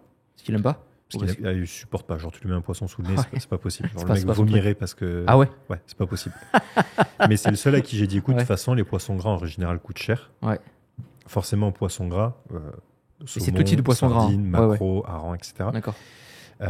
Variez-les. Mangez pas forcément que du saumon, même si c'est celui qu'on met le plus souvent dans les diètes, parce que c'est le plus apprécié par tout le monde. Mais je dis de toute façon, dans tous les cas, du saumon, des poissons gras en règle générale coûtent cher, donc tu vas avoir un budget pour les oméga 3. Bien sûr. Lui est très haut en oméga 3. Mais si vous avez, selon les gabarits, j'ai entre 125 grammes et 200 grammes de poisson gras par jour. Compliqué là aussi. 200 grammes de poisson gras. Non, mais ceux qui sont balèzes, dans tous les cas, je leur dis, si vous avez le budget pour vous préparer, vous avez le budget pour de la chimie, vous avez le budget pour manger du poisson. Bien sûr. C'est dans tous les cas. Ça fait quand même 30-32 grammes de lipides, tu vois, d'une source de poisson gras. Donc ça fait quand même des quantités d'oméga 3 élevées en plus. Et là-dessus, 2 à 4 grammes par jour d'oméga 3. Et c'est pour ça que moi, ce que je recommande de faire, en fait, c'est, encore une fois, n'oubliez pas que c'est 3 à 4 grammes de PA de DHA par jour. Le budget supplément, il va être... Et en fait, pensez bien à regarder dans la... Tu sais, quand ils s'achètent des compléments alimentaires, là, à bien regarder la répartition de PA de DHA pour savoir combien vous allez avoir besoin de cap, entre guillemets, pour justement bénéficier du truc, quoi. Et c'est pour ça que, justement, ce que vous pouvez faire également, c'est faire ce qu'on appelle un bilan d'acide gras érythrocytaire, qui est en fait un bilan qui va vous permettre de plus ou moins connaître la répartition d'acide gras que vous avez dans l'organisme. Donc acide gras sat qui provient des animaux, oméga 3, oméga 6, oméga 9, oméga 7, etc. Et c'est ce qui va vous permettre plus ou moins après de pouvoir ajuster la quantité, quoi. Mais quand vous regardez un bilan d'acide gras érythrocytaire d'un body, il n'est pas santé. Il n'est pas santé, mais c'est ce qui permet encore une fois de préparer le corps à cette claque de HDL qui va être prise, quoi. Inévitablement. Et c'est important que vous connaissiez également les différentes répartitions d'acide gras par source entre guillemets alimentaire pour pouvoir ajuster en conséquence de, quoi. Parce que si par exemple vous avez des quantités d'acide gras sat qui explosent littéralement le plafond, le taux de LDL que vous allez avoir sur le bilan lipidique, ça va être très compliqué de le gérer après. Donc vraiment faites très gaffe avec ça, quoi. Très très attention avec ça, quoi. En complément juste après, j'avais noté la niacine, B3. Alors forcément, faites toujours attention, on a parlé dans le podcast d'avant. Combien tu mets toi en B3 ? Alors je sais plus parce qu'en fait je l'avais calculé par rapport à un complexe B que j'utilise. Ok. Donc il faudrait que je regarde la quantité du complexe B. Normalement pour la B3, les dosages que l'on a, et vraiment ne montez pas au-dessus, hein, si vraiment vous n'avez pas le choix. Je n'ose pas, si tu veux, par sécurité, passer au-dessus que ce que je leur ai déjà donné. Mais peut-être donner au moins un truc à pas dépasser alors. Santé pour la B3. On va pas vous donner de dosage parce que moi j'ai vu trop de cas, on en parlait dans le podcast d'avant d'un mec qui a fini aux urgences par exemple, et j'ai vu trop de cas de mecs qui ont mal fini à cause de ça. Si votre préparateur vous fait dépasser, je vais prendre très large, hein, parce que en fait il y a certains cas de physio qui peuvent demander plus, mais c'est en général sur des conditions médicales précises, des diabétiques, etc. Tu vois, donc on fait attention parce que, encore une fois, c'est ce qu'on disait dans le podcast d'avant, la B3 est hépatotoxique à très fort dosage. Si votre préparateur vous fait dépasser le gramme 5, et je prends vraiment des précautions avec ça, déjà 1 gramme c'est costaud déjà. Ouais, je suis déjà moins que ça. Ouais, mais 1 gramme 5, moi je l'ai déjà utilisé, mais dans un contexte précis, à savoir avec que. Ton niveau de coaching aussi. Et parce que je sais, et parce qu'il y avait toute une prédisposition à côté, parce que je savais que la personne avait le truc physiologique pour. Si votre préparateur, et attention, quand je dis le gramme 5, ça ne veut pas dire, là aussi, que vous devez absolument aller à 1 gramme 5. Attention, si votre préparateur vous fait dépasser le gramme 5, faites très attention. Parce que le foie, les valeurs hépatiques elles vont exploser au plafond. Et en plus, n'oubliez pas qu'également, en faisant ça, vous augmentez indirectement la quantité de triglycérides que vous avez au niveau du foie. Et vous pouvez vous retrouver dans des cas de foie gras qui sont délicats à gérer, quoi. Vraiment, faites vraiment gaffe avec ça, quoi. Donc vraiment, si votre préparateur vous fait dépasser le gramme 5, voilà. Déjà 500 mg c'est bien. 1 gramme, voilà, mais 1 gramme 5, attention. Moi en général je dépasse pas, je sais que c'est dans les 500, je me souviens plus, mais c'est présent dans le complexe B. Ouais. Mais en fait je passe pas au-dessus parce que on a d'autres choses qu'on peut utiliser oui, autour. Bien sûr. La nutrition aussi.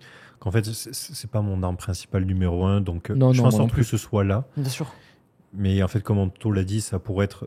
Si c'est la dernière carte à utiliser, que vous avez son niveau de coaching, pourquoi pas. Et là, encore une fois, à situation exceptionnelle, dosage exceptionnel. Exactement. Et c'est parce que souvent, je m'amuse à cycler la créatine, par exemple, à situation exceptionnelle, dans des gros cas de fatigue, de personnes qui ont des gros examens, par exemple. J'aime bien mettre des gros dosages de créatine bien balèzes à 0,35 par kilo de poids de corps, grammes par kilo de poids de corps, par exemple. Les gens sont là, mais non, à situation exceptionnelle ou à situation qu'ils demandent, dosage exceptionnel, mais en sachant que c'est que temporaire. Et on vous l'a dit tout à l'heure, attention, c'est des choses où il y a des années en arrière, on a fait des erreurs sur certaines choses. Bien sûr. Ah non, si on vous fait du préventif aujourd'hui aussi, c'est pour vous dire que dans ce genre de situation, c'est à faire avec de l'expérience, du recul. Donc de nouveau, ce qui vous dit là, c'est pas forcément quelque chose que vous allez devoir appliquer vous. Oui. C'est pour que vous ayez une idée de ce qui peut être fait. Ouais, donc encore une fois, ne montez pas au gramme 5 de B3, hein. Surtout pas. Hein. Sans être accompagné en tout cas. Complément suivant, le dernier que j'avais noté ici, parce qu'après on aura d'autres plus tard, la fameuse levure de riz rouge, Red Yeast Rice. Ça c'est plus pour le côté hypocholestérolémiant, ouais. Mais très honnêtement, pour l'avoir testé sur quelques gars, ça marche trop bien. Ah ouais. Ça marche trop bien. J'ai pas pris assez alors. Mais parce qu'encore une fois, c'est pareil, c'est que si tu évalues toujours qu'un seul complément sur les effets physiologiques que tu attends de lui, non, c'est toujours ça plus ça plus ça. Que la levure de riz rouge, non. Mais la levure de riz rouge avec des fibres, avec un digestif qui fonctionne bien, avec des acides gras chaîne courte, butyrate par exemple, avec oméga 3, machin, ouais, là ça marche très très bien là. En termes de dosage, t'as une idée? Pour la levure de riz rouge? Je me souviens plus à combien comment ça s'appelle? Sur Sunday Natural, ils en ont. En général, je mets le dosage que recommande, c'est largement suffisant. Ok, bon, vous regardez sur le site. Parce qu'en fait, ce qu'il faut comprendre, c'est que c'est hypocholestérolémiant. Ça, le but est vraiment de faire pression de baisser le LDL.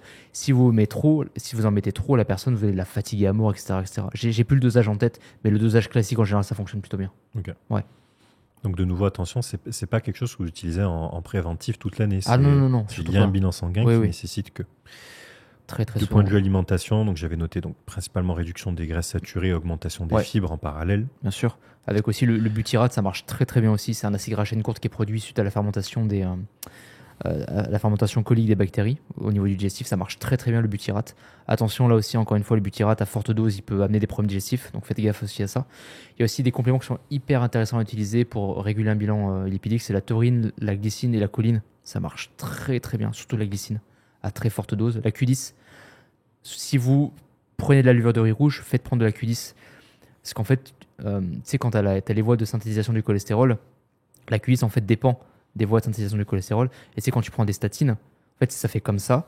Et en fait, la Q10, elle se sépare là pour être synthétisée. Et là, le cholestérol continue pour après avoir le cholestérol, les cellules biliaires, machin. Sauf que quand vous prenez des statines, en fait, ça coupe avant. Donc, quand vous avez des personnes qui prennent des statines, ça va couper avant. Et on sait très bien que les personnes qui en prennent, justement, ont un taux de Q10 qui est ignoble. Et la levure de riz rouge, c'est plus ou moins le même principe. Donc, faites prendre de la Q10 si jamais vous...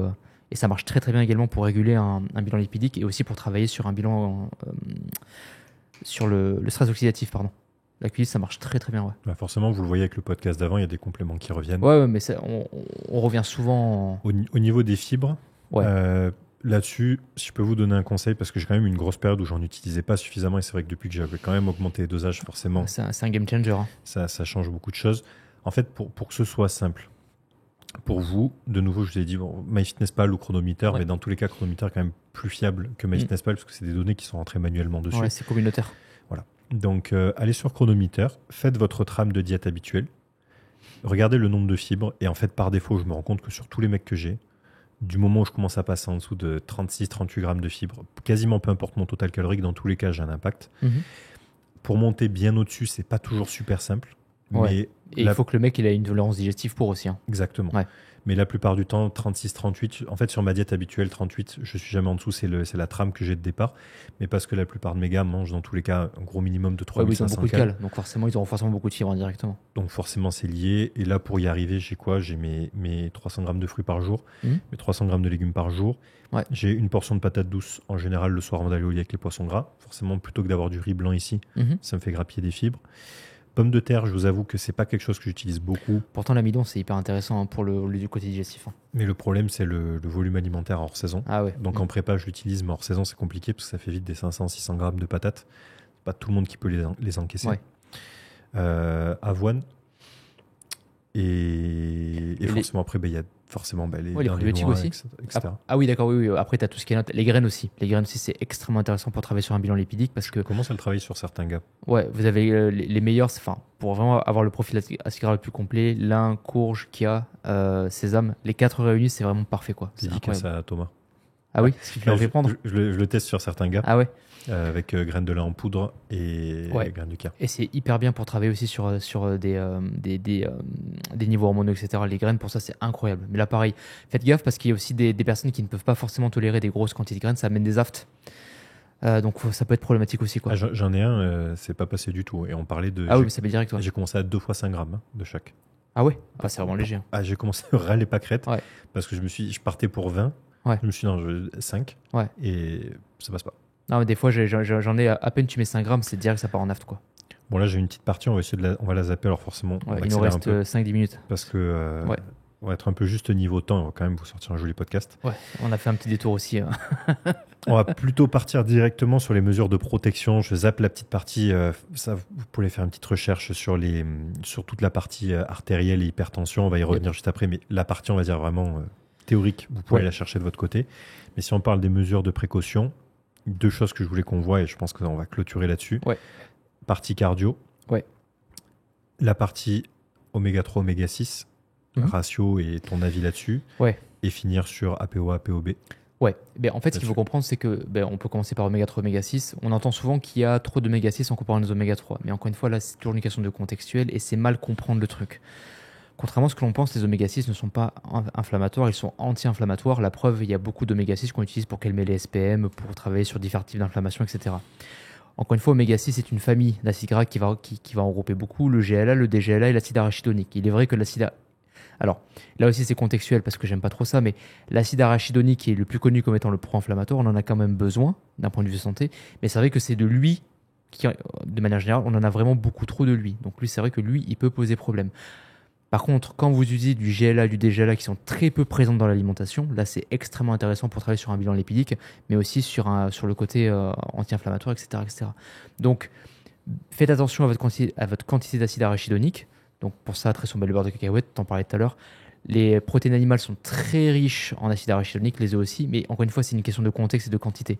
Donc, par contre, vous devez surtout, et c'est pour ça que c'est intéressant de faire un profil d'acide gras érythrocytaire pour voir la quantité de GLA et de DGLA que vous avez. Il y a aussi des ratios aussi sur ces bilans-là que vous verrez.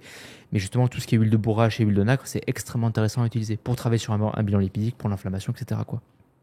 Donc voilà, quoi. Ouais, c'est ce que je m'étais noté, parce qu'en réalité, ce qu'on veut, c'est un ratio entre les deux.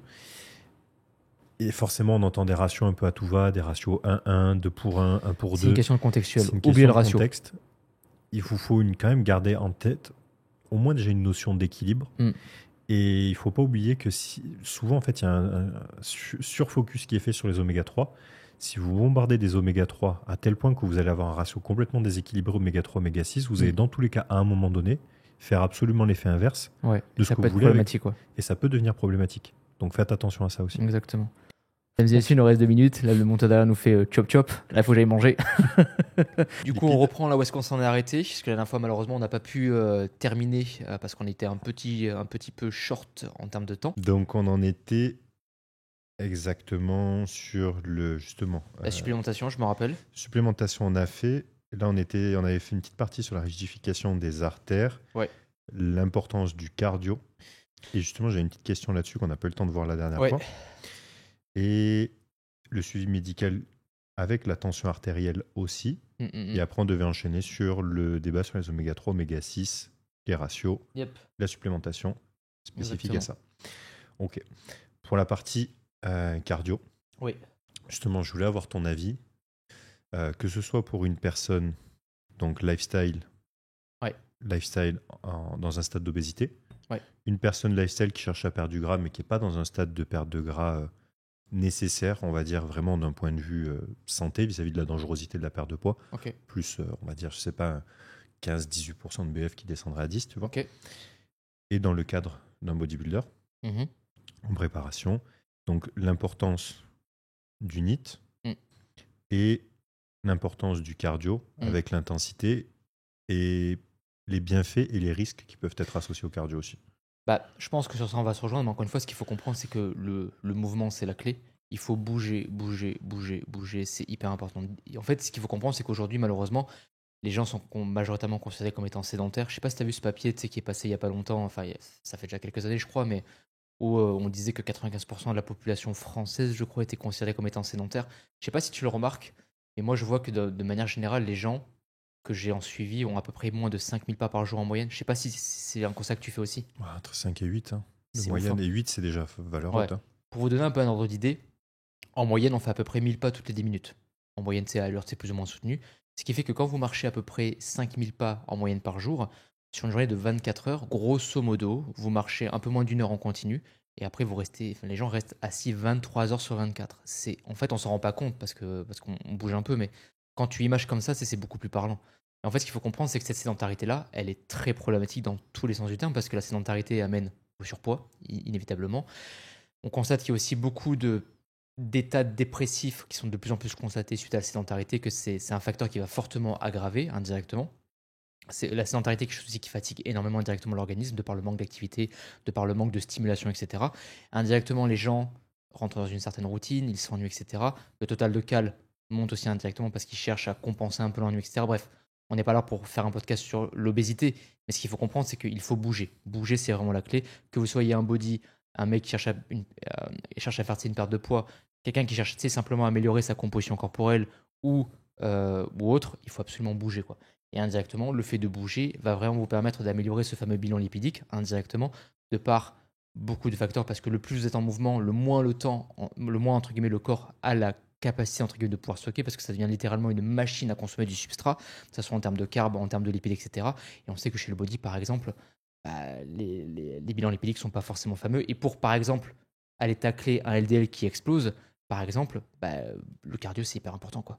C'est hyper important indirectement. C'est pour ça que je te pose la question, parce que en fait, j'ai dissocié NEAT et cardio, parce que jusque dans une certaine mesure, même si on vous refait la définition du NEAT, théoriquement, dans sa définition propre, on parlerait d'une activité qui n'est pas induite volontairement dans l'optique d'être associée à un effort physique, entre guillemets. Physique, cardiovasculaire. Mais dans tous les cas, on est obligé de le définir comme tel, parce que, comme l'a dit Anto juste avant, vous avez des activités, des niveaux d'activité qui sont tellement bas la plupart du temps qu'on est obligé, dans tous les cas, d'en imposer une certaine quantité. C'est vrai que dans le cadre du bodybuilding, la plupart du temps, on a tendance à mettre du cardio. Pour compenser ce manque Pour compenser ce manque, et aussi parce que disons qu'on a au moins la métrique du BPM qu'on peut traquer. Bien sûr. Et faire varier sur un cardio qu'on peut difficilement faire varier sur le NEAT. C'est compliqué, oui. C'est pas la même intensité en soi, donc normal. Mais si je prenais, tu vois, l'obèse et le body, parce qu'admettons, si on a deux personnes qui font 120 kilos...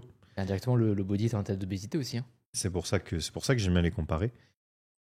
On a énormément d'avantages à faire du cardio, bien sûr. Mais on peut aussi avoir des désavantages à faire du cardio avec des BPM qui montent relativement haut, même si on pourrait avoir un aspect santé à le faire. Et je trouve que c'est toujours dangereux parce que la plupart du temps, les gens ne font pas attention à leur tension artérielle en amont.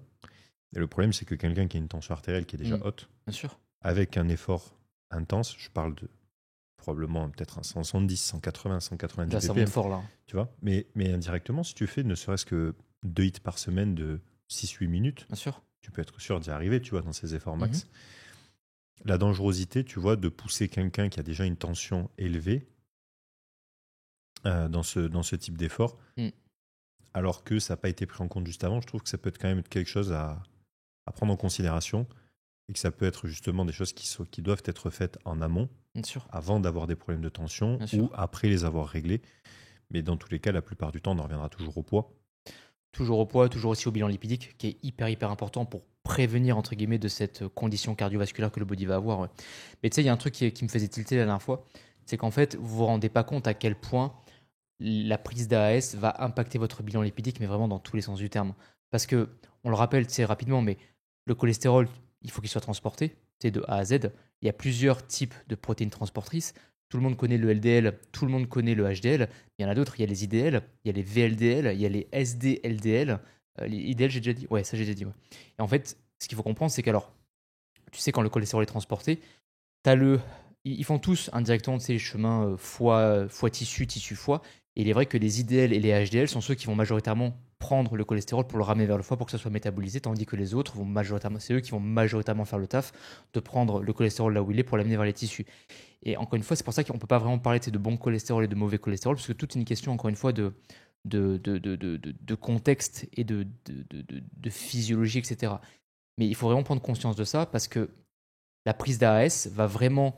Alors c'est ça qui est hyper drôle, c'est que la prise d'AAS va augmenter la production de cholestérol indirectement, mais va indirectement inhiber tous les systèmes, tu sais, qui vont être à même de pouvoir réguler à même ce cholestérol. Dans le sens où on sait qu'on va avoir une augmentation de ce qu'on appelle la HMG CoA réductase, qui est une enzyme qui est hyper importante pour la synthétisation du cholestérol. Donc on a une production de cholestérol qui est augmentée, mais à côté, tous les systèmes qui vont permettre de réguler tout ça, on a des récepteurs ou LDL qui sont beaucoup moins sensibles.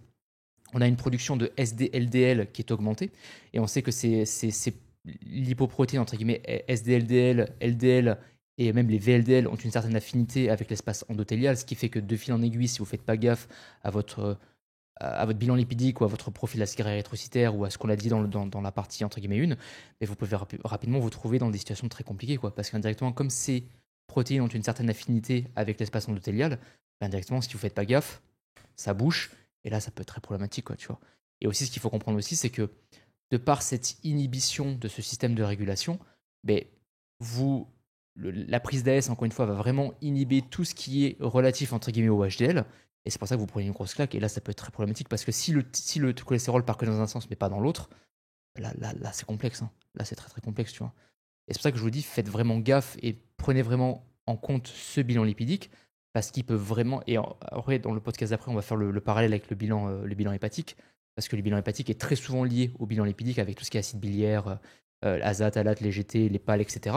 Mais dites-vous bien une chose, c'est que vraiment ce bilan lipidique, vous devez vraiment en prendre conscience et c'est presque limite le facteur numéro 1 auquel vous devez faire attention, quoi. Parce que si lui vous le chiez, waouh. Alors, juste avant qu'on continue là-dessus, ouais. Juste refaire un petit point sur le cardio, parce que je n'étais pas encore réveillé. Du coup, c'est juste pour terminer sur le cardio, pour vous donner une trame que vous pouvez suivre. Parce que du coup, ça a fait des infos, c'était un petit peu brouillon. Pour le cardio, ce que je peux vous recommander, en tout cas dans le cadre de bodybuilding même, de toujours conserver une activité cardio hors saison, parce qu'en général, c'est toujours le moment de prendre du poids. Toujours. Donc, par défaut, le cœur, il ne faut surtout pas l'oublier. Il ne faut pas l'oublier. C'est une phase où, en général, vous allez être potentiellement moins en santé. Alors, on peut débattre sur plus en santé ou moins en santé. Oui, tout est contextuel. Tout est contextuel, mais en règle générale, façon dans tous les cas, dans les deux extrêmes, fin de prep, fin de prise de masse, en général, c'est dans les deux cas où votre santé est, je dis flinguée. Ouais. La moins contextualisée. En sorte qu'elle soit la moins flinguée possible, mais ce sera jamais là. Ou si vous faites 120 kg dans un sens ou 100 kg écorchés dans l'autre, vous serez en pleine santé. En prépa, façon le cardio, la plupart du temps, c'est pas un souci, puisque tout le monde en mange 30, 45, 60 minutes par jour, avec des intensités à 130, 140, 150 BPM. Donc pour du hors-saison, conserver du cardio, plus vous êtes gros, plus vous devez en conserver. Un grand minima de 20 minutes par jour, c'est vraiment le grand minimum en termes de cardio. La plupart du temps, je laisse tout le monde à 30 minutes. En termes de dépenses, de ne pas avoir un nid d'escargot à marcher 1000 pas par jour, forcez-vous à être actif. Ouais, c'est compliqué là. Donc, si vous avez une demi-heure de cardio, on pourrait dire que ça correspond à peut-être 4 à 5 000 pas, parce qu'on parle d'un cardio à 130, 140 BPM, donc relativement actif. Faites au moins 5 000 pas à côté, c'est pas grand-chose. Ça fait déjà du 10, 11 000 pas par jour, ça reste correct. Ce qui est déjà très bien. Hein. Ce qui est très bien. Avec une demi-heure de cardio le matin, ça veut dire de marcher une demi-heure dans la journée. Ouais, bien sûr. Plus couplé à ça, les entraînements que le body fait, la dépense, elle est correcte là, tu vois. Exactement, tu vois. Mais c'est pour ça que c'est important. Et de conserver, donc de commencer avec une bonne tension. Et pour la maintenir, essayer de garder au moins une fois par semaine un effort où vous allez faire monter le cœur dans des tranches hautes. Et ça vous prend pas énormément de temps. Un vrai hit, c'est 6-8 minutes d'effort. Donc ça vous demande 4 à 5 minutes de préparation, 6-8 minutes d'effort, 4 à 5 minutes pour redescendre un petit peu en BPM. Il faut un vélo de RPM. Et déjà, une fois par semaine, ça apporte d'énormes bénéfices. En tout cas, on le voit dans le maintien d'une bonne tension artérielle. C'est énorme. Et par rapport au bilan lipidique et par rapport à tout ce qui est sensibilité à l'insuline aussi. Et même pour rattraper des valeurs hépatiques, c'est hyper intéressant le cardio. Le corps n'a pas le temps de stocker. Il n'a pas le temps en fait. Donc c'est hyper intéressant, clairement. Donc ne le négligez pas. Alors, on ne le met pas uniquement pour vous saouler, on vous le met parce qu'il y a aussi un intérêt et des bénéfices santé autour du cardio. S'il y a marqué un effort élevé type HIIT, ce n'est pas de la marche dehors. S'il y a marqué de vous dépenser en extérieur, ce n'est pas un effort cardio à 170 BPM sur des longues durées. Donc, respectez-le, c'est important. Du coup, tac. Le suivi de la tension artérielle, quelle fréquence, toi, tu recommanderais pour un body? Et par rapport au BPM? Non, la tension artérielle, la prise de tension. Au moins une fois par semaine, ouais. Au minimum du minimum, une fois par semaine, ouais. Et question qui revient souvent aussi quand je fais des FAQ, est-ce que les gens prennent tout le temps leur tension le matin au réveil dans un environnement calme, ou est-ce qu'il peut être intéressant aussi de prendre sa tension potentiellement en journée ou en fin de journée pour avoir un comparatif justement des deux? En fait, ce qu'il faut comprendre, c'est que comme toute valeur physiologique que tu cherches à évaluer, il faut toujours être le plus objectif possible avec l'évaluation d'une valeur, que ce soit à niveau sanguin, à niveau urinaire, à niveau hormonal, ou même la tension. Toujours être en mesure, je pense en tout cas, de pouvoir interpréter de manière la plus objective qui soit, donc dans un environnement calme de préférence, mais c'est pas déconnant de le tester également dans des environnements après une séance, pendant la séance, après un repas, par exemple, ou même avant le repas pour que tu puisses faire des comparatifs, pour voir un peu comment le corps arrive à gérer tout ça, ouais. C'est pas déconnant, au contraire. Et ça peut être hyper intéressant parce que ça peut donner aussi certaines métriques que toi, après, tu peux prendre en compte pour ajuster la diète, la supplémentation, la symptomatique. Si un mec commence à te dire, ouais, en tout, je fais des gros repas très, très riches en carbs, et tu sais, je commence à transpirer, je me sens pas bien, je commence à avoir flou, je commence à avoir des sensations un peu de vertige, j'ai envie de vomir, etc. Ça peut être hyper parlant de beaucoup de choses aussi. C'est pour ça. Donc, les prises de tension, c'est minimum une fois par semaine, le matin au réveil, environnement calme. Forcément, si vous n'avez pas l'habitude de prendre votre tension et que vous commencez à la prendre quand vous sentez que la tension monte, en général, c'est déjà trop tard. Il y a 14-15 qui va s'afficher sur la machine. Là, c'est un peu élevé, Et en général, le premier que vous allez avoir, c'est les maux de tête. En général, quand vous avez cette sensation de pression sanguine ça vous tape dedans, dans la tête, en général, c'est pas bon signe, vous êtes déjà beaucoup trop.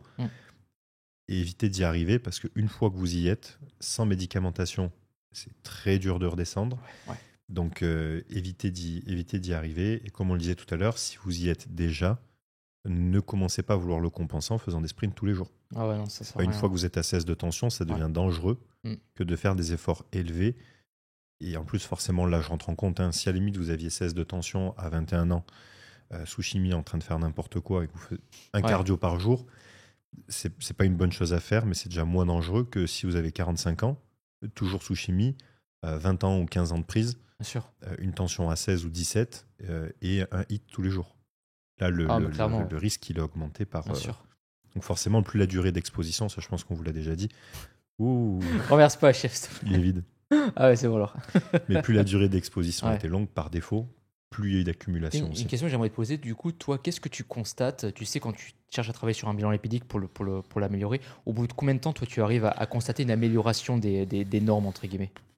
Alors, on a un petit peu parlé la dernière fois, mais la plupart du temps, selon ce que tu vas utiliser, 6-8 semaines déjà, tu vois une dégradation. Ouais, c'est la moyenne, Et 6-8 semaines pour arriver...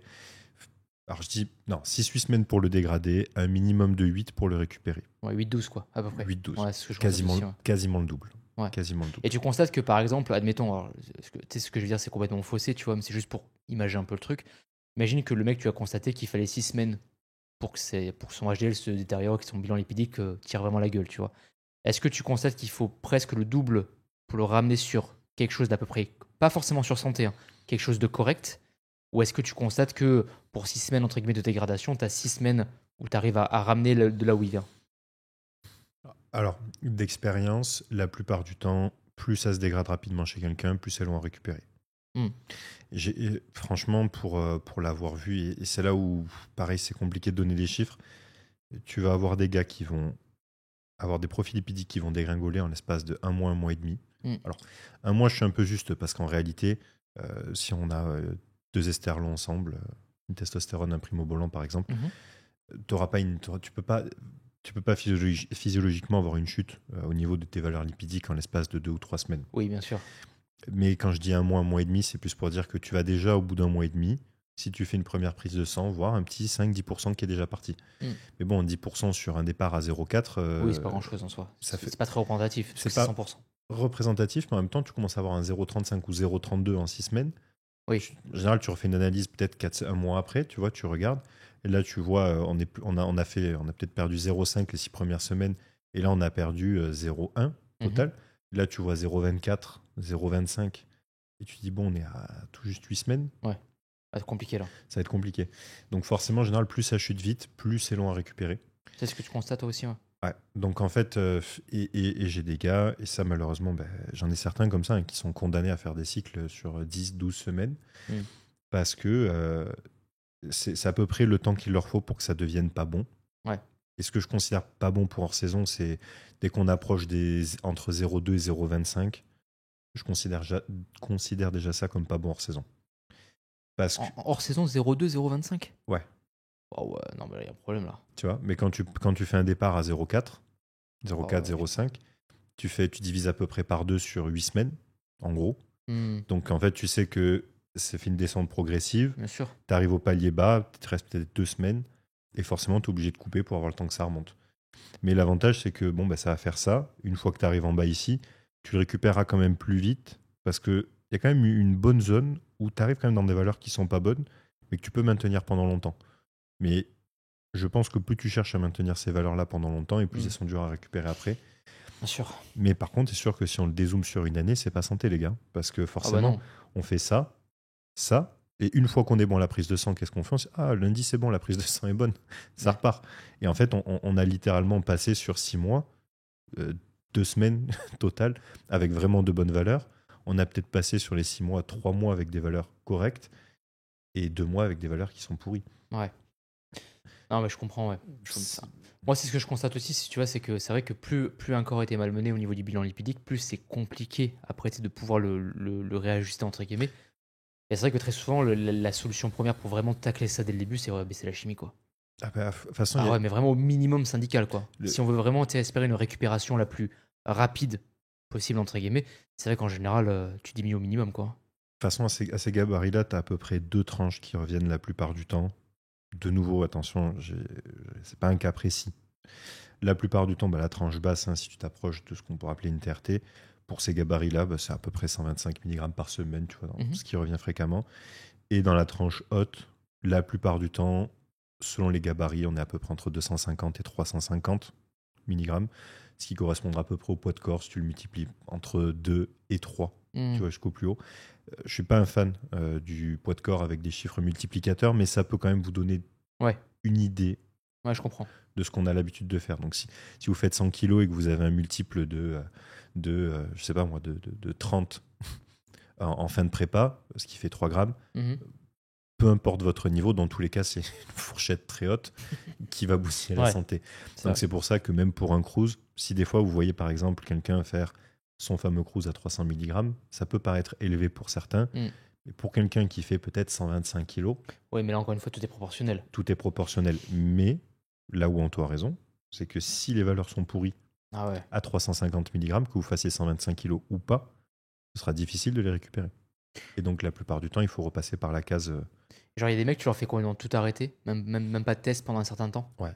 Parce que si c'est un esterlon en soi, ça reste quand même actif pendant un petit moment, tu vois. Ouais. Surtout post-prépa. Ouais. Et ça, je pense que tu auras la réponse. Mais du coup, est-ce que tu constates que la LPA, elle se dégrade tant que ça ? Parce que le problème, c'est qu'en fait, c'est ce que la littérature est assez claire, mais ça, toi, tu as plus de pratique que la littérature indirectement. C'est que la littérature est assez claire par rapport à ça. C'est que la LPA, en fait, la littérature nous dit que à la base, c'est génétique, entre guillemets, et qu'en fait, on a une certaine quantité qui nous est génétiquement donnée. Ouais. Et que techniquement, la littérature est assez formelle par rapport à ça. C'est que la prise d'AAS, techniquement, influe pas tant que ce qu'on pourrait penser la LPA, même s'il y a des papiers qui nous montrent que la LPA, des fois, elle peut prendre un grand coup dans la tronche. Est-ce que toi, dans la pratique, tu constates que c'est quelque chose qui bouge souvent ? En fait, très honnêtement, avec le temps, quand tu vas voir des gars sur le long terme, la plupart du temps, cholestérol total, HDL, LDL, c'est ce que je regarde en priorité. Parce que... Tu ne demandes pas les ApoB et les ApoA ? Alors, justement, en fait, ce que je dis, c'est que quand tu vas voir quelqu'un sur du long terme, plus tu as l'habitude de lire les mêmes valeurs sur ces 3 marqueurs-là, et plus tu fais attention à ce que ce soit pas ou peu dégradé. Et en règle générale, si tu as cette même personne sur 2 ans, 3 ans, 4 ans, 5 ans, le marqueur, tu vois, APOA, APOB, même si tu le fais une fois tous les 6 mois, 1 an même, en fait, plus tu sais que tu vas aller chercher du risque sur les 3 premières valeurs, plus tu sais, dans tous les cas, en conséquence, qu'elles seront dégradées derrière. Bien sûr. Donc, en fait, si c'est des valeurs que je vais faire d'office pour quelqu'un que je rentre en suivi, qui potentiellement, plus j'ai des doutes sur la qualité du suivi précédent, mais en règle générale, c'est des valeurs que je vais plutôt faire si j'ai poussé sur quelqu'un sur la durée. D'accord, ok. Sinon, tu restes basique sur ce que tu demandes dans le bilan. Ouais, je vais rester basique quand c'est quelqu'un que j'ai depuis longtemps et que je sais que je peux faire les choses correctement parce que j'ai aussi une physiologie qui le permet. D'accord. Par contre, c'est sûr que par défaut, ce qui m'est déjà arrivé sur certains gars, le plus long que j'ai fait, c'est 22 ou 23 semaines de prépa. Donc ça fait quasiment 6 mois d'exposition à la chimie, ce qui est très long. Même si vous êtes obligé d'avoir des périodes où on redescend, parce que dans tous les cas, la personne fatigue à un moment, mais c'est toujours pareil. Parfois, il y a des shows qui tombent, il y a des saisons où vous vous approchez de résultats de plus en plus, de plus en plus, de plus en plus, et tant que le corps est bon visuellement, c'est toujours une discussion avec l'athlète de savoir ce qui va être mis en place pour la suite. Bien sûr. Et forcément, plus on tire dans cette partie-là, plus la santé prend une claque. Ah bah oui. Et là, dans tous les cas, il n'y a pas à chier. Quand vous faites votre prise de sang, vous voyez qu'elle n'est pas bonne. C'est une discussion avec l'athlète. S'il reste 8 semaines de saison, le corps répond encore positivement visuellement. Les prises de sang ne sont pas bonnes. Ouais. Là, c'est une décision en connaissance de cause. Bien sûr. Forcément qu'après ça, le premier bilan sanguin que tu vas faire 8 semaines, peut-être après la fin de ta prépa, en général, je ne les fais pas avant au moins 2 mois. Puisque dans tous les cas, je sais à peu près ce que je vais dire. Donc, admettons, il y a un off complet, la supplémentation. Là, oui, ça peut être intéressant de les regarder ici. D'accord. Est-ce que tu as déjà des mecs, juste par curiosité, qui ont déjà fait de la phérèse? Phérèse? À phérèse, ouais. En fait, c'est une intervention. En fait, si tu veux, tu as des cas génétiques, des fois, tu sais, qui sont un peu compliqués, ou même des fois qu'on n'arrive pas à faire redescendre un taux de LDL ou de LPA, par exemple. Et on fait ce qu'on appelle de la phérèse. C'est une intervention qui est quand même assez lourde parce qu'en fait, on te prend le sang, on t'enlève tout le LDL, etc. Et le problème, c'est que ça va avoir pour effet d'impacter les autres protéines, le HDL aussi indirectement, albumine, etc. etc. Donc, c'est juste pour savoir si tu avais déjà eu un retour ou des mecs. Jamais? Non. T'as jamais arrivé à ce point-là? Ok. Non, c'est juste pour savoir comme ça. En fait, si tu veux, ça rejoint un petit peu ce qu'on disait la dernière fois. Alors, forcément, c'est toujours un peu compliqué. Ça sort peut-être un petit peu du cadre, pas du podcast en lui-même, mais c'est intéressant pour les futurs préparateurs. C'est un peu traître dans un sens parce que plus tu avances, plus tu as des gars qui ont un haut niveau. Plus tu as des gars qui ont un haut niveau, plus il y a de sacrifices à faire, on va pas se mentir dans un sens. Sauf que plus tu es censé avancer, plus tu es censé avoir de connaissances en physio. Bien sûr. Plus tu as de connaissances en physio, plus tu vois des choses que tu n'as pas envie de voir non plus. Donc par défaut, ça devient toujours un petit peu compliqué entre les deux, mais pour être honnête avec toi aujourd'hui, je préfère quand même être dans la case de faire un maximum de préventif. Et si je vois quelque chose qui se dégrade à ce point-là, dans tous les cas, je préférais toujours, quitte à perdre un client, tu vois, stopper. Ouais, tu dis, ouais, là, c'est ta santé, là, moi, je joue pas à ça. Bien sûr. Plutôt que d'en arriver dans ces valeurs-là. Mais après, je me permets aussi de dire ça parce que je ne coach pas d'open de 135 kilos. Par choix? Ou parce que tu n'as pas eu l'occasion de le faire? Alors, un peu des deux. Ok, ouais. Parce que forcément, j'ai pas eu l'occasion de bosser avec 25 gars en même temps qui font 140 kilos. J'ai l'occasion de bosser avec des gars qui sont costauds, de beaux bébés, tu vois, on parle de plus de 115, mais qui n'ont pas de problématiques de santé à ce point-là. Ouais. Est-ce que tu vois le fait, et c'est une réalité dans ce sport, est-ce que encadrer des gars qui font 130 kilos, où tu vas avoir énormément de moments où tu vas fermer les yeux, parce que tu sais que tu pourras pas maintenir de la santé là-dessus. Ouais, je comprends. Tu vois, est-ce que tu en viendrais même à faire des analyses sanguines aussi poussées quand tu sais ce que tu vas avoir derrière et quand tu sais que tu vas pas pouvoir le réguler? Ouais, bien sûr. Parce qu'on parle de gars où... Ouais, c'est des mecs qui dépassent je sais pas combien de grammes en... Là, on parle de 2,5, c'est de la fourchette basse, quoi.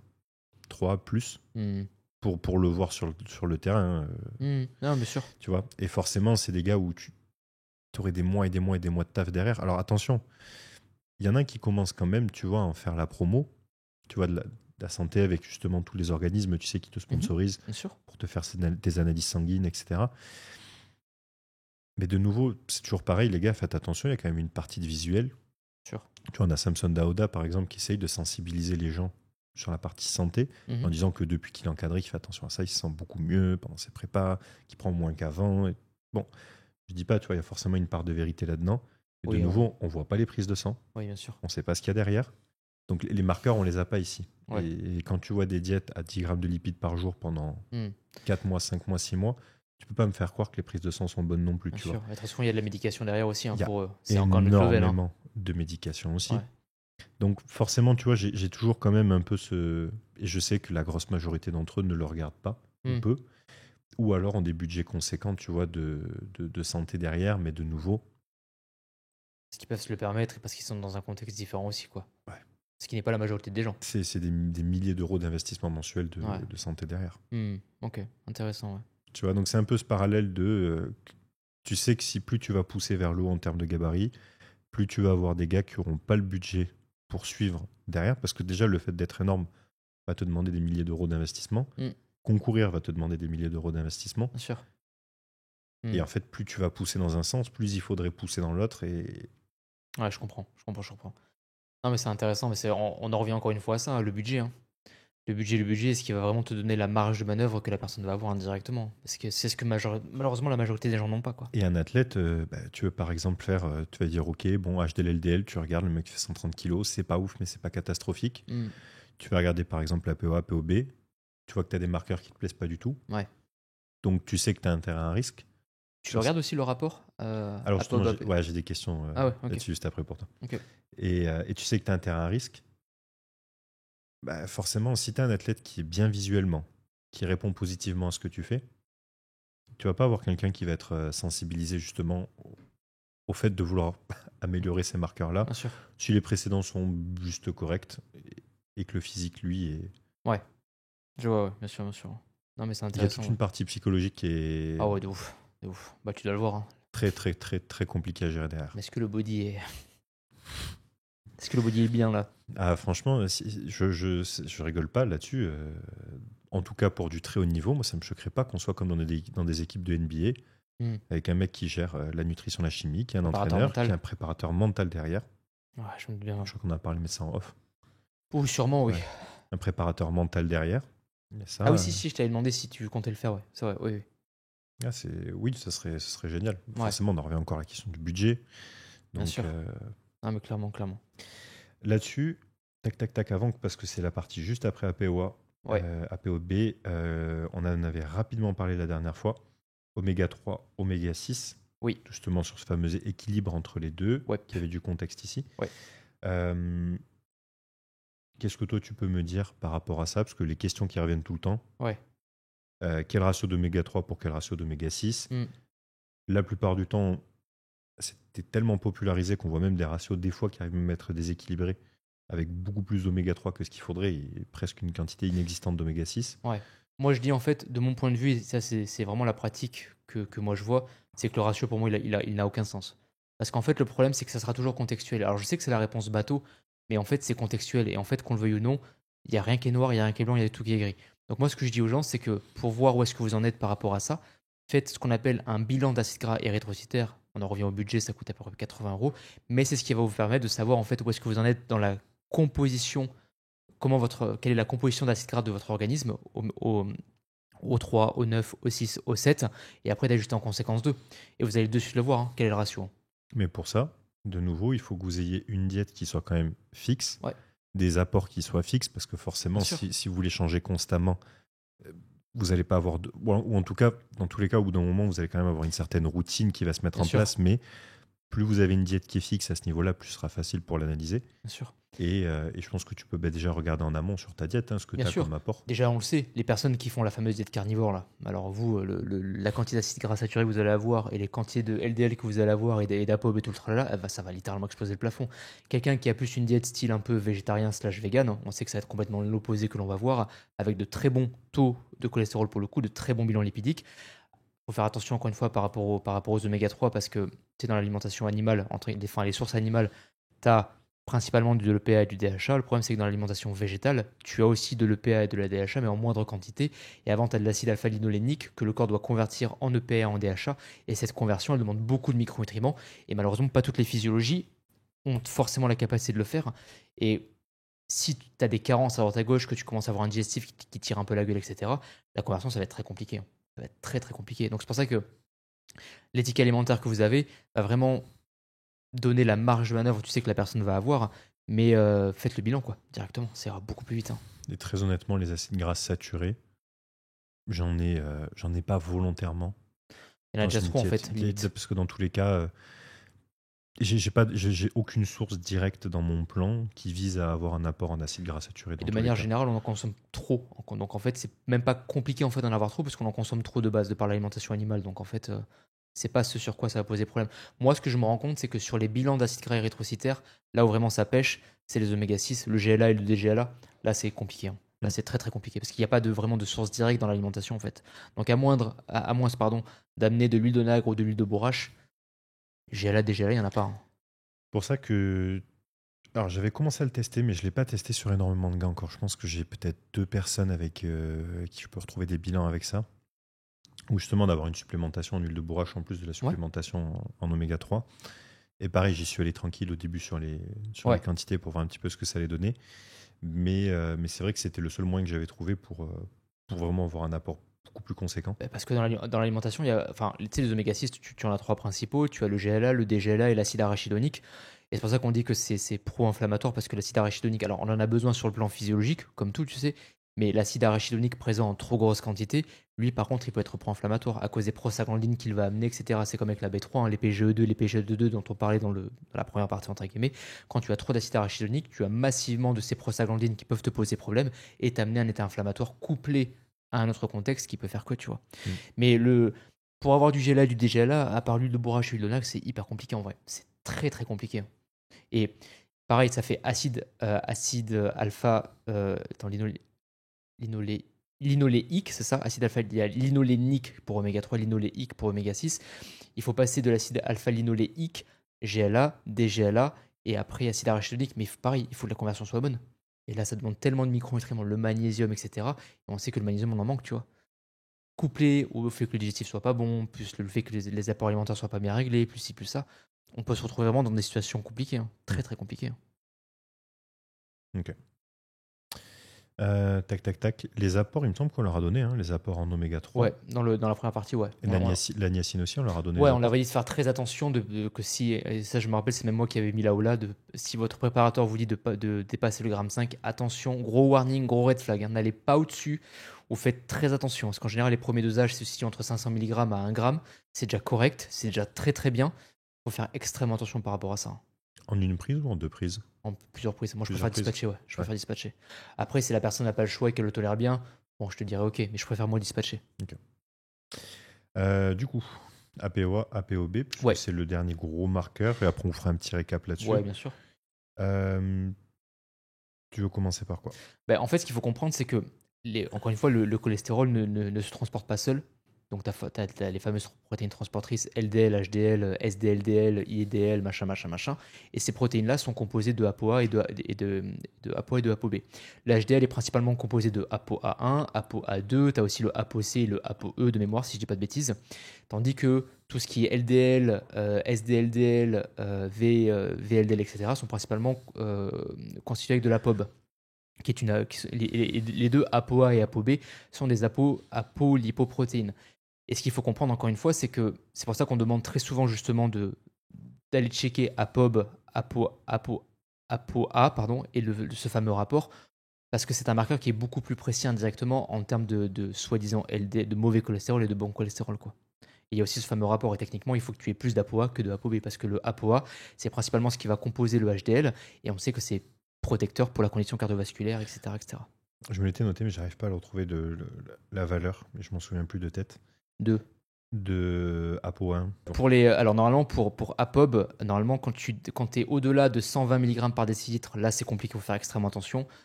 Pour ApoA, quand tu es en dessous de 120 mg par décilitre, là c'est compliqué. Et normalement après tu calcules le ratio ApoB divisé par ApoA. Si tu es en dessous de 0,5 techniquement, c'est safe. Si tu es entre 0,5 et 1, attention. Si tu es au-delà de 1, là c'est compliqué. Là il faut faire extrêmement attention. Parce que là encore une fois, ça montre que le risque d'artériosclérose, etc., c'est compliqué. Là, ouais. De toute façon, retenez que ce sont des marqueurs dits préventifs, ouais. Mais on ne parle pas de préventif. Alors, on parle pas de préventif long terme, on s'entend. Forcément que c'est des marqueurs qui, dans tous les cas, s'ils sont dégradés aujourd'hui, seront impactants pour du moyen long terme. Bien sûr. Mais si vous les avez déjà dégradés aujourd'hui, remettez-les sur pied de suite. Ne vous amusez pas à garder des marqueurs comme ça sur du long terme. Parce que... déconnez pas avec ça, hein, surtout pas. Hein, parce que là, c'est problématique. Hein. Mais en fait, je pense que les gens au début, ils réalisent pas. Ils se disent, ouais, c'est bon. Mais après, quand ils sont sur le lit d'hôpital, avec le masque et le cœur qui part dans tous les sens, là, ça rappelle un peu à l'ordre. Hein.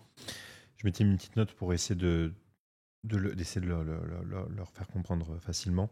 Mais dans tous les cas, APO A1, retenez, donc j'avais noté, peut contribuer à atténuer justement les risques cardio liés à une dyslipidémie. Parce que ça compose le HDL, donc c'est protecteur. Induite principalement par l'usage de stéroïdes anabolisants. De AS, Non, parce qu'en réalité, dans tous les cas, on en parle ici parce que la claque que vous allez vous prendre, on vous le répète, elle est violente et c'est vraiment c'est les marqueurs de santé qui seront les plus vite dégradés, qui seront les plus longs à remonter. Les autres sont en réalité assez simples à manipuler si vous ne faites pas n'importe quoi en amont, en préventif. Bien sûr. En curatif, c'est plus compliqué. Bien sûr, en sachant en plus, on en avait parlé, je crois, sur la première partie, qu'en moyenne, c'était 50% qu'on voyait de diminution, enfin, en moyenne. En gros, c'est ça. Et dans la littérature, moi, le plus haut que j'ai vu, qui mentionnait, c'était entre 75 et 85%, je crois. Énorme. De perte ? Ouais.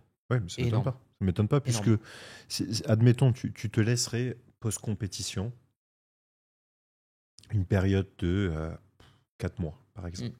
Sur ces 4 mois, admettons, tu es off total pendant, je dirais en général, la plupart du temps, 6 bonnes semaines, tu vois, quasiment tout le monde l'encaisse très bien, tu vois.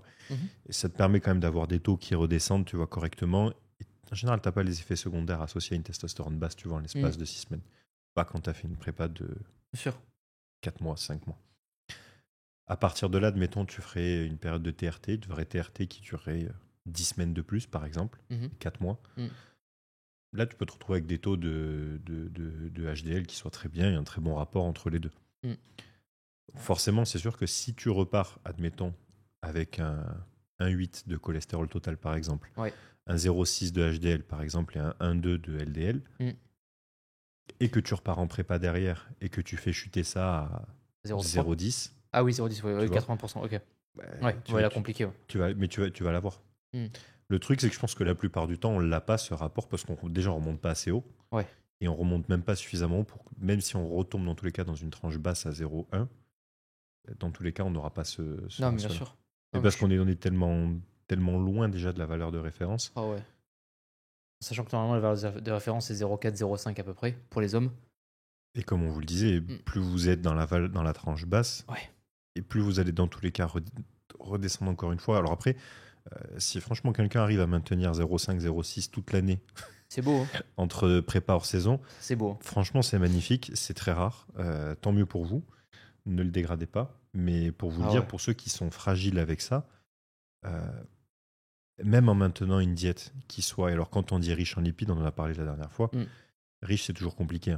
Parce que forcément, riche, quand vous mangez 500, 600, 700 grammes de glucides par jour. Digestivement parlant, c'est compliqué. C'est difficile. Donc, même quand vous avez une diète qui est riche en lipides, que vous avez un apport, une supplémentation optimale, on leur a donné en plus la supplémentation. Ouais, tu m'as déjà demandé.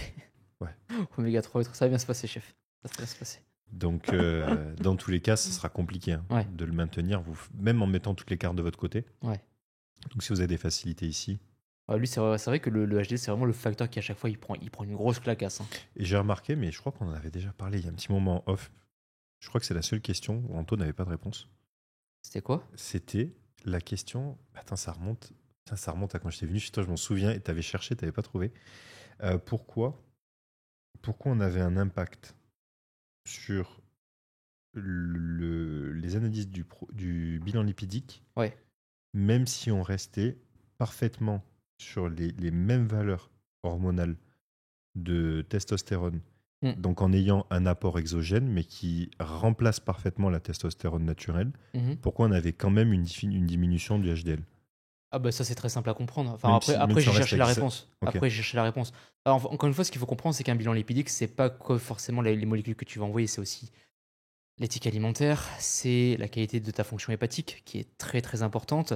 C'est encore une fois, c'est la préparation que tu vas faire derrière.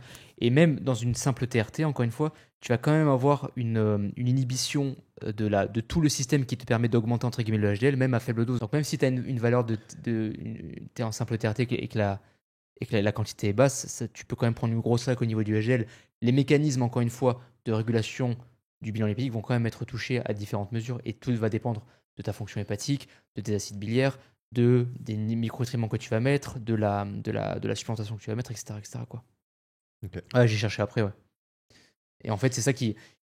Le problème, c'est que dans la littérature, on a très peu de données en réalité sur vraiment... Alors, on a ces généralités sur... On sait que la prise de AS va impacter le LDL, le HDL, les villes de LDL. On sait que ça diminue la sensibilité au récepteur DLL, etc.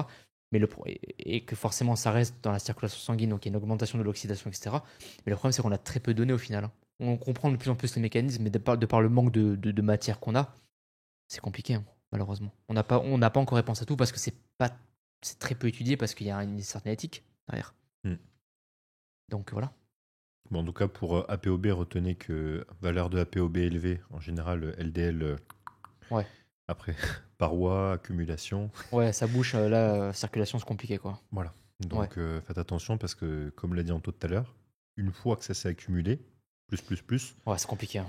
Ça va être très, très, très, très long. Alors, soit vous fermez les yeux. Ouais. Et alors là, et vous jouez à la roulette russe. Ah ouais, le risque d'accident cardiovasculaire va tomber. Va en tout cas grandement augmenter et les risques de tomber relativement tôt. Il y a aussi un autre marqueur vite fait après on peut terminer, on peut en parler, c'est tout ce qui est LDL oxydé aussi. Si vous avez un taux de APOB qui explose le plafond, mais le LDL oxydé, c'est encore un autre game. Hein. Et là, quand vous avez ça qui explose, c'est encore un autre game, quoi. Mais vraiment, littéralement, quoi. Et en plus de ça, là, j'insiste là-dessus, mais c'est des marqueurs qui vont être très, très, très longs.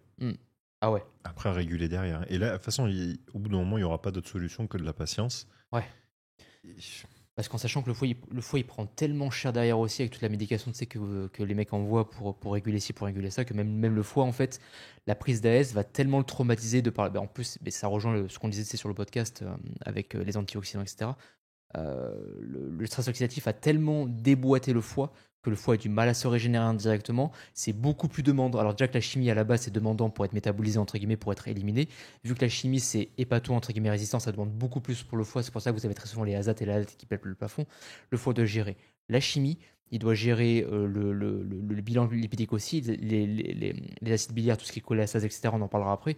C'est compliqué, hein. Très compliqué. Hein. Donc en tout cas, retenez que si ces valeurs sont pas bonnes, ce n'est pas trop tard. Ouais. Mais essayez de les remettre sur pied le plus vite possible. Prenez du temps pour le faire. Et si vous avez mal fait les choses jusqu'à présent, n'hésitez pas à prendre du temps pour les remettre sur pied, pour repartir sur une bonne base, ne pas refaire les mêmes erreurs en termes de prise d'AS par la suite, pour ne pas les remettre dans les choux à ce point-là. Mais ne jouez pas avec le feu avec ça, hein. Surtout pas, hein, s'il vous plaît. Hein. J'espère que cet épisode vous a plu. N'hésitez pas à vous abonner, liker, commenter, partager cette vidéo autant que possible. C'est pour aider encore une fois à référencer la chaîne. Merci à vous. Et j'arrive plus à parler. J'ai le cerveau il est complètement décalqué. Il prend des super coups depuis tout à l'heure. C'est compliqué. Hein. En plus, ça tombe bien, on n'a plus que 2 podcasts à faire. Le suivant est encore bien balèze et ça c'est pour vous. Ouais, le bilan hépatique il est compliqué lui. Hein. Et le dernier ça va, je pourrais dormir en même temps. Ça va bien se passer. Donc à plus, ciao tout le monde. Regardez les prochains podcasts et restez là parce qu'on va parler de foie. Voilà, exactement. Ciao tout le monde. Ciao.